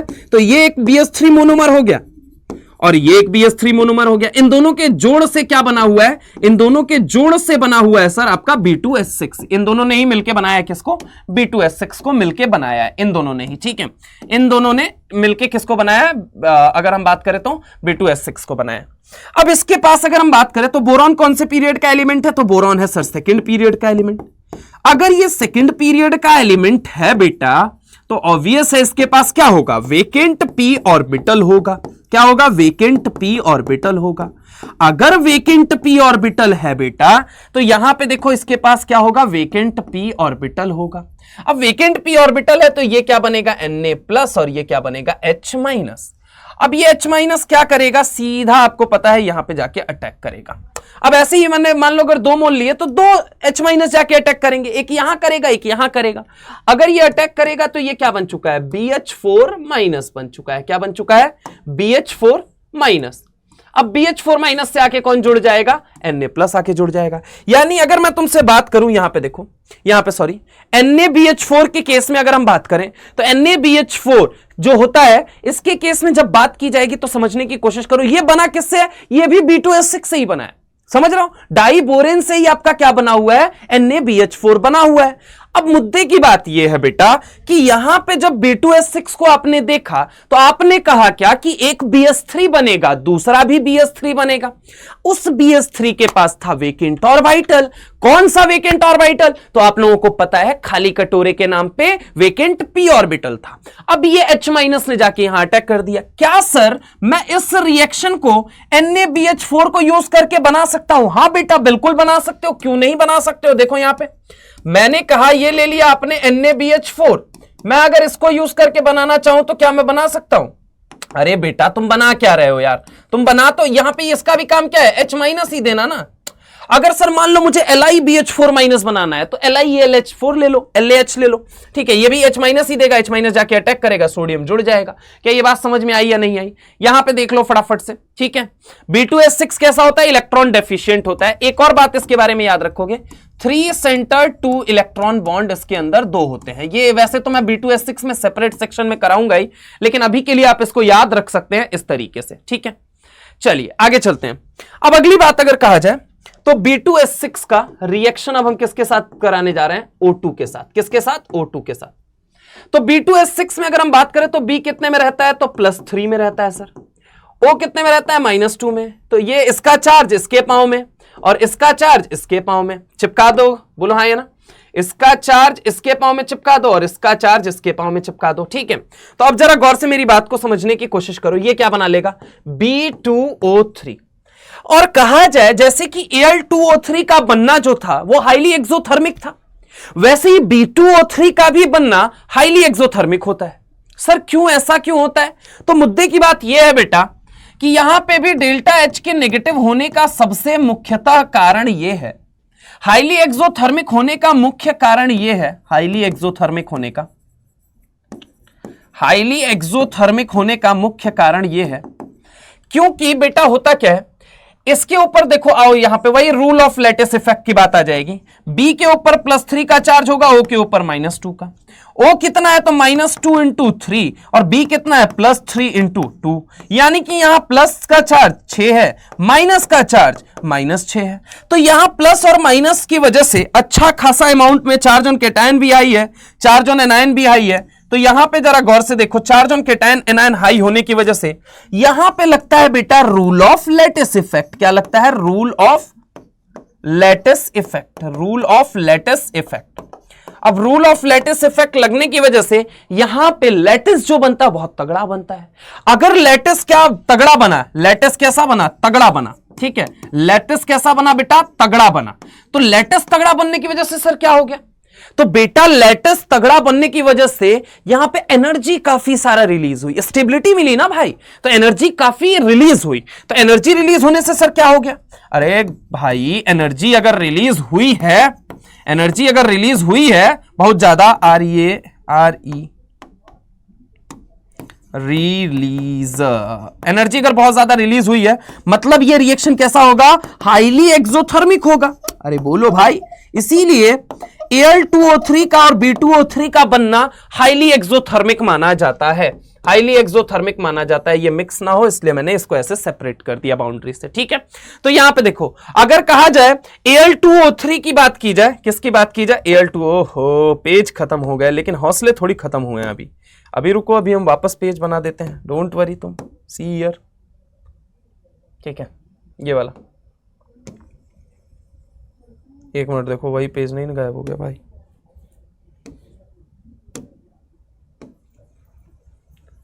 यहां पे एक मिनट रुको रुको रुको रुको, रुको।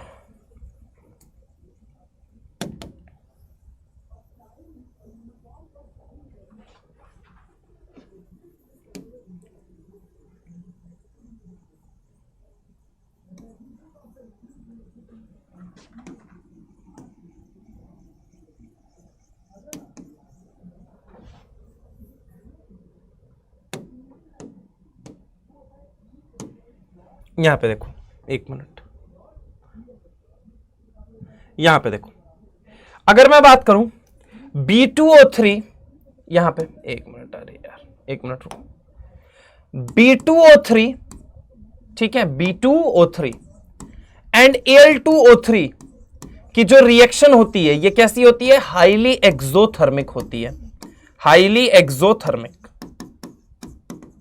हाईली एक्सोथर्मिक, यानी डेल्टा एच की वैल्यू क्या होगी बोलो बेटा, तो डेल्टा एच की वैल्यू होगी नेगेटिव। क्या होगी बोलो बोलो, डेल्टा एच की वैल्यू क्या होगी, नेगेटिव होगी। ठीक है, अब अगर हम आगे बात करें तो यहां पे जरा गौर से समझना, B2O3 के बारे में, B2S6 के बारे में एक खूबी होती है कि जब हम क्या करते हैं, ये एक गुड फ्यूल की तरह माना जाता है, गुड फ्यूल की तरह माना जाता है, जस्ट लाइक C2S6, इसे क्या माना जाता है, गुड फ्यूल माना जाता है। क्यों? क्योंकि जब ये O2 के साथ रिएक्ट करता है तो हाई अमाउंट ऑफ एनर्जी निकलती है। वो हाई अमाउंट ऑफ एनर्जी जो होती है वो बहुत enormous amount of energy produce कर रही है। इसी वजह से इसको जस्ट लाइक C2S6 के तरह इसको क्या माना जाता है, फ्यूल माना जाता है। और ये क्या शो करता है, तो सो कंबस्टन रिएक्शन भी ये शो करता है। क्या मेरी बात समझ में आई? ठीक है, अब अगली रिएक्शन अगर हम बात करें तो B2S6 का हम किसके साथ रिएक्शन करने जा रहे हैं, हम करने जा रहे हैं वाटर के साथ। अब देखो B2S6 किससे बना हुआ है, तो सर अगेन वही बात है, ये BS3 से बना हुआ है। देखो एक कंसेप्ट पे मैं तुम्हें सारी बात सिखा रहा हूं, BS3 प्लस BS3 के मिलने से बना हुआ है। अब ये देखो, ये क्या रहा BH, ये क्या रहा H, ये क्या रहा H। अब B2S6 में ये BH वाला बॉन्ड हो गया। अब जरा गौर से यहां पे समझने की कोशिश करो, जब पानी की प्रेजेंस में तोड़ोगे तो बोरॉन की इलेक्ट्रोनेगेटिविटी होती है 2.0 और इसकी कितनी होती है 2.10। मतलब which one is more electronegative? Obvious है sir, hydrogen is more electronegative than boron. So अगर पानी की प्रेजेंस में जब तुम तोड़ोगे तो पानी के पास कितने कंपोनेंट है, तो आओ यहां पे देख लेते हैं। तो पानी के पास एक H+ है, पानी के पास एक H+ है, पानी के पास एक H+ वाला कंपोनेंट है। और बाजू में क्या है, तो बाजू में सर इसके पास क्या है, OH- है। क्या है बोलो जल्दी, OH- है। बाजू में क्या है, OH- है। बाजू में क्या है, तो OH- है। समझने की कोशिश करो। अब यहां पे अगर हम बात करें तो समझने की कोशिश करना, यहां पे अगर हम बात करें तो यहां partial delta negative, partial delta negative, partial delta negative.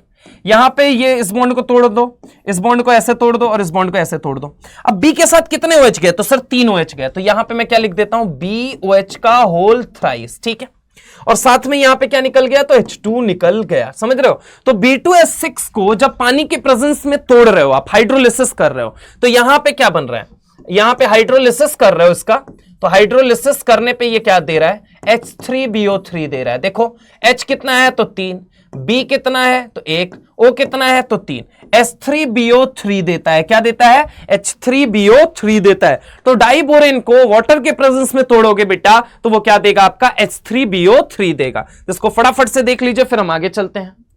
चलिए आगे चलते हैं, आगे यहां पे चलते हैं बेटा। और अब उम्मीद है नोट कर लिया होगा आप लोगों ने। अब यहां पे देखो, एक मिनट, देखो अब क्या होता है, यहां पे समझने की कोशिश करना। अगली रिएक्शन,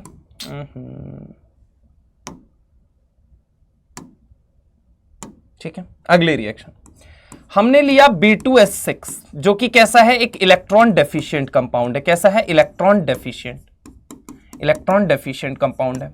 अब इसको देखो कहां कहां आप ट्रीट कर सकते हो। पहली चीज तो आपने NH3 लिया, 2NH3 लो टेम्परेचर पे। कहां लिया, लो टेम्परेचर पे। तो यहां पे क्या होता है, देखो जरा गौर से, यहां पे बनता है आपका B2H6 डॉट, यहां पे अगर हम बात करें 2NH3 लिखा है, इसको ऐसे जाता है, लेकिन होता क्या एग्जैक्टली वो समझो। B2H6 में अगर हम बात करें तो ये क्या हो गया, ब्रिज हाइड्रोजन हो गया। सॉरी एक मिनट, ये हो गया ब्रिज हाइड्रोजन। यहां पे समझो, ब्रिज हाइड्रोजन ये होता है ब्रिज हाइड्रोजन। ये कैसा होता है, 3 सेंटर्ड 2 इलेक्ट्रॉन बॉन्ड होता है। 3 सेंटर 2 इलेक्ट्रॉन बॉन्ड, मतलब इलेक्ट्रॉन इसके अंदर 2 ही होते हैं, लेकिन सेंटर कितना है, तो सर एक बोरॉन वाला सेंटर, एक हाइड्रोजन वाला सेंटर और एक बोरॉन वाला सेंटर। और इलेक्ट्रॉन कितने नजर आ रहे हैं, तो 2 ही इलेक्ट्रॉन होते हैं। समझ रहा हूं? यहां पे अगर हम बात करें ऊपर वाला बॉन्ड भी कैसा है, तो सर ये भी 3 सेंटर 2 इलेक्ट्रॉन है। कैसे है बेटा, तो देखो यहां पे एक इलेक्ट्रॉन आजू में, एक इलेक्ट्रॉन बाजू में। इलेक्ट्रॉन कितने नजर आ रहे हैं, 2 ही, लेकिन सेंटर कितने हैं, एक बोरॉन सेंटर, एक हाइड्रोजन और एक बोरॉन। ठीक है, तो अगर हम बात करें कि ये क्या होता है, 3 सेंटर 2 इलेक्ट्रॉन बॉन्ड, तो कितने होते हैं, 2 होते हैं, और बाकी ये 4 हाइड्रोजन इस प्लेन में है। समझो ऐसे, ठीक है। या फिर इसको मोर अप्रोप्रिएटली और अच्छे से समझाऊं तो 1 मिनट दो, मेरे को टाइम दो 1 मिनट, मैं तुम्हें बना के बता देता हूं होता क्या है।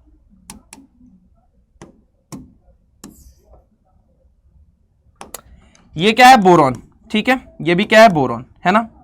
ये पहला हाइड्रोजन इस कॉर्नर पे, ये दूसरा हाइड्रोजन इस कॉर्नर पे, ये पहला हाइड्रोजन इस कॉर्नर पे और ये दूसरा हाइड्रोजन इस कॉर्नर पे, मतलब ये एक प्लेन में है, ठीक है। अब इसको थोड़ा सा और सुंदर बना लेते हैं अपन इसको, ठीक है। ये बोरॉन, ये बोरॉन, ये सब क्या है, एक ही प्लेन में है। एक प्लेन में कितने एटम आ रहे हैं, 1 2 3 4 5 6, BS3। अब देखो जो अगला वो होता है वो कैसे बनता है, वो ऐसे बनता है। ये प्लेन के ऊपर नीचे होता है। प्लेन के कहां होता है, ऊपर नीचे। एक मिनट रुको, सुंदर सा बनाता हूं। ये प्लेन के ऊपर नीचे, ठीक है, ये वाला बॉन्ड, ठीक है। ये क्या है, H, और ये भी क्या है, H, ठीक है। इसके पास अगर हम बात करें तो कितने इलेक्ट्रॉन होते हैं, तो देखो बेटा 1 2, यहां पे भी 1 2, और यहां पे अगर इस बॉन्ड की बात की जाए तो 2 इलेक्ट्रॉन, पक्की बात है। अब देखो यहां पे अगर तुम ढंग से देखोगे इस बॉन्ड को, बोरॉन और हाइड्रोजन के बॉन्ड को, आप कहोगे सेंटर कितने हैं, तो एक तो बोरॉन है और एक हाइड्रोजन है। ए देखो यहां पे 2 सेंटर है, तो इस बॉन्ड के अंदर 2 सेंटर दिख रहे हैं मुझे। क्या दिख रहे हैं, 2 सेंटर। इलेक्ट्रॉन कितने दिख रहे हैं, तो सर 2 इलेक्ट्रॉन दिख रहे हैं। तो 2 सेंटर 2 इलेक्ट्रॉन बॉन्ड कितने हैं, तो 1 2 3 और ये 4, कितने बॉन्ड है, टोटल 4। कितने बॉन्ड है बोलो बेटा, टोटल 4 बॉन्ड है, ठीक है। सवाल ये है, ये जो ऊपर वाला है या नीचे वाला बॉन्ड है, इसका देखो तो यहां पे ये क्या है, इलेक्ट्रॉन। ये क्या है बोलो जल्दी, इलेक्ट्रॉन। क्या है, इलेक्ट्रॉन। और ये भी क्या है, इलेक्ट्रॉन। मतलब इलेक्ट्रॉन इसके अंदर कितने हैं, तो 2 इलेक्ट्रॉन है सर। लेकिन अगर सेंटर की बात की जाए तो एक बोरॉन वाला सेंटर है और एक बाजू वाले बोरॉन का सेंटर है। मतलब ये कितना है, 3 सेंटर्ड, ठीक है। 3 सेंटर 2 इलेक्ट्रॉन बॉन्ड कितने हैं, तो 2 इलेक्ट्रॉन। तो कितने बॉन्ड है टोटल, 2। कितने हैं बोलो बेटा, टोटल 2, पक्की बात है। वहीं पे 2 सेंटर 2 इलेक्ट्रॉन बॉन्ड कितने हैं, 4। अब देखो ये एक्चुअल में स्ट्रक्चर है, ये और भी डिटेल में हम B2S6 का जब स्ट्रक्चरल पार्ट कवर करेंगे, definitely we will cover over there, ठीक है। अभी के लिए मैं बात करूं, जब 2NH3 के साथ लोअर टेम्परेचर पे ट्रीट करते हैं तो एक्चुअल में क्या होता है, तो ये रहा हाइड्रोजन, ये रहा हाइड्रोजन, ये रहा हाइड्रोजन, है ना, ये रहा हाइड्रोजन। अरे यार एक मिनट, ये रहा हाइड्रोजन। अब देखो जरा गौर से, ये हाइड्रोजन, ये हाइड्रोजन। अब 2NH3 क्या करता है, इसके पास है लोन पेयर, ठीक है। तो ये इसको अनसिमेट्रिकली क्लीव करता है। कैसे क्लीव करता है, अनसिमेट्रिकली। कैसे क्लीव करता है, अनसिमेट्रिकली क्लीव करता है, ठीक है। काटता है इस बॉन्ड को, इसको काटता है। जब ये काटा तो एक्चुअल में देखो एक बोरॉन के 2 कटोरे खाली हुए हैं और ये रहा हाइड्रोजन, ये रहा हाइड्रोजन। अब देखो यहां पे कैसे यहां पे जुड़ेगा, तो एक NH3 कुछ ऐसे जुड़ेगा और एक NH3 कुछ ऐसे जुड़ेगा। समझ रहे हो मेरी बात को। तो देखो एक्चुअल में क्या हुआ है, एक पोर्शन जो कटेगा ये वाला बनेगा BH2 पॉजिटिव और एक कैसा बनेगा, BH4 नेगेटिव बनता है, ठीक है। अब BH2 पॉजिटिव के साथ 2 NH3 जुड़ते हैं, लेकिन ओवरऑल इसको लिखा कैसे जाता है, तो ओवरऑल अगर ऐसा लिखा है तो ये गलत नहीं है, ऐसा नहीं है, गलत है ये, ठीक है। लेकिन एग्जैक्टली होता कैसे, BH2 पॉजिटिव BH4 माइनस में टूटता है। अब BH2 पॉजिटिव वाले सेगमेंट के साथ कौन जाके जुड़ता है, तो NH3 जाके जुड़ता है। प्लस यहां पे मैं लिख दे रहा हूं BH4 नेगेटिव कैसे बना है, तो ये ऐसे बना हुआ है, देखो यहां पे। समझ रहे हो मेरी बात को, हाँ या ना, ठीक है। ये वाला सेगमेंट ऐसे बना हुआ है। अब ये तो रिएक्शन रही, 2 मोल NH3 आपने लिया, टेम्परेचर काफी कम रखा, तो बनने वाली चीज क्या थी, अनसिमेट्रिकल क्लीवेज हुआ, यहां पे देखने को मिला। अब दूसरी रिएक्शन ऐसी ही मिलती जुलती मैं बताता हूं, देखो जरा गौर से बेटा, देखो यहां पे सारे देखो, देखो यहां पे क्या होता है। मैंने क्या कहा, देखना बेटा, मैंने कहा कि अब इसी B2S6 को अब हमने क्या किया, NH3 के साथ अभी भी हम ट्रीट कर रहे हैं, बस फर्क इतना है इस बार कि इस बार हम टेम्परेचर रखेंगे हाई। कैसा रखेंगे, हाई टेम्परेचर रख देंगे। अब यहां पे हाई टेम्परेचर रख दो। हाई टेम्परेचर जब हम रखते हैं तो बेटा यहां पाया गया है, क्या बनता है, B3N3H6, यानी कि इसे अगर हम देखें तो इसका स्ट्रक्चर कुछ ऐसा होगा, BN, ठीक है, BN, यहां पे क्या हो गया N, यहां पे क्या हो गया B, यहां पे क्या हो गया ये। अब देखो B3N3S6, अब S6 का मतलब ये H, ये H, ये H, ये H, ये H, ये H, ठीक है। बोरॉन के पास है खाली कटोरा, बोरॉन के पास है खाली कटोरा, बोरॉन के पास है खाली कटोरा। नाइट्रोजन के पास है लोन पेयर, नाइट्रोजन के पास है लोन पेयर, नाइट्रोजन के पास है लोन पेयर, नाइट्रोजन के पास है लोन पेयर। बोलो बोलो सारे, बोलो सारे, बोलो, है ना। इसे कहा जाता है बेटा इनऑर्गेनिक बेंजीन। क्या बोला जाता है? इनऑर्गेनिक बेंजीन कहा जाता है। क्या कहा जाता है? इनऑर्गेनिक बेंजीन कहा जाता है ना। तो B2S6 को 2 NH3 के साथ जब हम ट्रीट करते हैं तो ये क्या बनता है? ये आपका बनता है B3N3H6 बनता है। ठीक है, इसे हम कहते हैं इनऑर्गेनिक बेंजीन कहते हैं। क्या कहते हैं? Inorganic benzene. ठीक है, अगर हम बात करें इसका डाइपोल मूवमेंट तो डाइपोल मूवमेंट 0 होता है। ठीक है, ये इनऑर्गेनिक बेंजीन होता है। ऑर्गेनिक बेंजीन के साथ कैसा ये सिमिलरिटी शो करता है? आइसोस्ट्रक्चरल होता है। तो आइसोस्ट्रक्चरल विथ आइसो मतलब एक जैसा, isostructural with what? Isostructural with organic benzene. इसी वजह से हम इसको क्या कहते हैं? इनऑर्गेनिक बेंजीन कहते हैं। ठीक है, तो ऑर्गेनिक बेंजीन वाले के साथ स्ट्रक्चर्स में सिमिलरिटी शो करता है। सिमेट्री दोनों के अंदर होने की वजह से डाइपोल मूवमेंट 0 आता है। इसी वजह से हमने इसको नाम क्या दे दिया? Inorganic benzene. और यहां पे इसके अंदर क्या बैक बॉन्डिंग होती है? यस सर, बैक बॉन्डिंग होती है। यस सर, बैक बॉन्डिंग होती है। बैक बॉन्डिंग के लिए कंडीशन क्या क्या थी? तो कंडीशन नेसेसरी थी, पहली, एक एलिमेंट सेकेंड पीरियड का होना चाहिए, दूसरा जो है वो सेकंड का हो तो भी चलेगा, थर्ड का हो तो भी चलेगा। यहां तो दोनों सेकंड वाले हैं, बोरॉन भी सेकंड का, नाइट्रोजन भी सेकंड का। दूसरा लॉजिक क्या होता था कि एक के पास वेकेंट ऑर्बिटल होना चाहिए, दूसरे के पास क्या होना चाहिए? देने के लिए लोन पेयर होना चाहिए। तो चलो, एक के पास वेकेंट ऑर्बिटल खाली कटोरा है, दूसरे के पास लोन पेयर है। अब ये दूसरी रिएक्शन के बाद जब हम आते हैं तीसरी रिएक्शन पे, तीसरी रिएक्शन, तो तीसरी रिएक्शन जरा गौर से यहां पे देखो। तीसरी रिएक्शन की जब हम बात करते हैं तो जरा गौर से देखना। यह है बेटा आपका क्या? यह है B2S6। अब B2S6 को लेके आप अगेन NH3 के साथ ट्रीट करते हो, लेकिन यहां पे टेम्परेचर क्या रखोगे? तो टेम्परेचर यहां पे बहुत ज्यादा मतलब हाई रखना ही रखना है, साथ में एक्सेस में लेना है। क्या लेना है? एक्सेस में NH3। ठीक है, तो यहां पे क्या बनता है? यहां बन जाता है BNX बन जाता है, जिसे हम कहते हैं इनऑर्गेनिक बेंजीन। क्या कहते हैं बेटा? बोलो जल्दी।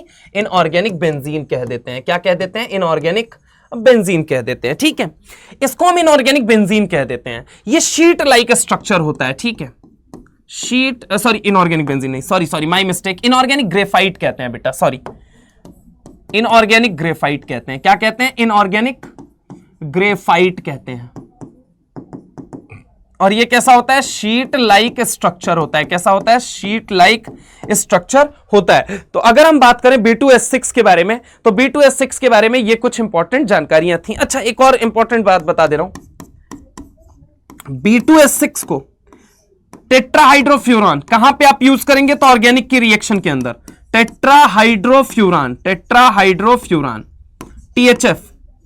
THF क्या करता है? तो ये भी सिमेट्रिकली इसको क्या करता है? क्लीव करता है। क्या करता है? सिमेट्रिकली क्लीव करता है। क्या करता है? बोलो बेटा। सिमेट्रिकली क्लीव करता है ना। सिमेट्रिकली इसको काटने का काम करता है। ठीक है, ऐसे ही अगर मैं बात करूं और कौन काटने का काम करता है, तो सिमेट्रिकल में अगर हम बात करें तो NCS3 का होल थ्राइस, ये भी क्या करता है? इसको सिमेट्रिकली क्लीव करने का काम करता है। क्या ये बात समझ में आई? इसके अलावा अगर मैं बात करूं तो देखो कैसे क्लीव करता है। तो सिमेट्रिकल क्लीवेज कैसा होगा? ये H, ये बोरॉन, ये क्या हो गया? बोरॉन। ठीक है, अब सिमेट्रिकल क्लीवेज का मतलब यह हो गया कि एक BS3 का सेगमेंट अलग होगा और दूसरा BS3 का सेगमेंट अलग होगा। क्या मेरी बात समझ में आई या नहीं आई? अब इसके साथ एक और इंपॉर्टेंट सवाल जो आपसे पूछा जा सकता है, डेट इज, अब ये कौन कौन करता है? तो THF, टेट्राहाइड्रोफ्यूरान, ये स्ट्रक्चर होता है इसका। टेट्राहाइड्रोफ्यूरान करते हैं। एक तो B2S6 से मोनोमेरिक फॉर्म प्रोवाइड करता है। ये इसका क्या है? मोनोमर। ठीक है, ये इसका क्या है? मोनोमर। तो इसके डाइमर से अगर आपको मोनोमर ऑब्टेंड करना है, देन आपको क्या करना पड़ेगा? आपको यहां पे टेट्राहाइड्रोफ्यूरान या फिर N ट्राइमिथाइल, ठीक है, इसको हम क्या बोलेंगे? Trimethyl amine. यहां पे मैं लिख दे रहा हूं ट्राइमिथाइल अमाइन। क्या बोलेंगे? ट्राइमिथाइल अमाइन बोलेंगे। तो ट्राइमिथाइल अमाइन से क्लीव कर दीजिए तो भी ये क्या दे देगा? मोनोमेरिक फॉर्म दे देगा। समझ रहे हो मेरी बात को? एक और इंपॉर्टेंट सवाल होता है जो कि मैं यहां पे बताना चाहूंगा, दैट इज B2S6 का अगर CO के साथ, कार्बोनाइल के साथ, किसके साथ? कार्बोनाइल के साथ रिएक्शन कराओगे तो क्या बनेगा? तो यहां पे बनता है BH3, यहां पे CO बनता है। क्या बनता है? BH3CO। अब देखो CO क्या है, तो CO कोऑर्डिनेशन के अंदर पढ़ोगे एक न्यूट्रल लिगेंड है। क्या है? न्यूट्रल लिगेंड है। ऑर्गेनिक की भाषा में बोले तो न्यूट्रल न्यूक्लियोफाइल है, न्यूट्रल लिगेंड। और यहां पे अगर हम बात करें, बोरॉन के पास क्या है? वेकेंट ऑर्बिटल है। क्या है बेटा? बोलो जल्दी। वेकेंट ऑर्बिटल है। तो ये क्या करेगा, यहां पे लिगेंड के पास देने के लिए इलेक्ट्रॉन पेयर है और बोरॉन के पास लेने के लिए क्या है? खाली कटोरा है। तो यहां क्या होगा, यहां पे लिगेंड टू मेटल तो नहीं है ये, तो ये किसकी तरफ बिहेव करेगा? Ligand to non metal transfer हो रहा है। ठीक है, लिगेंड से नॉन मेटल की तरफ इलेक्ट्रॉन पेयर जा रहा है। क्या ये बात समझ में आई? चलिए, एक और बात करनी थी तुम लोगों से वैसे तो, लेकिन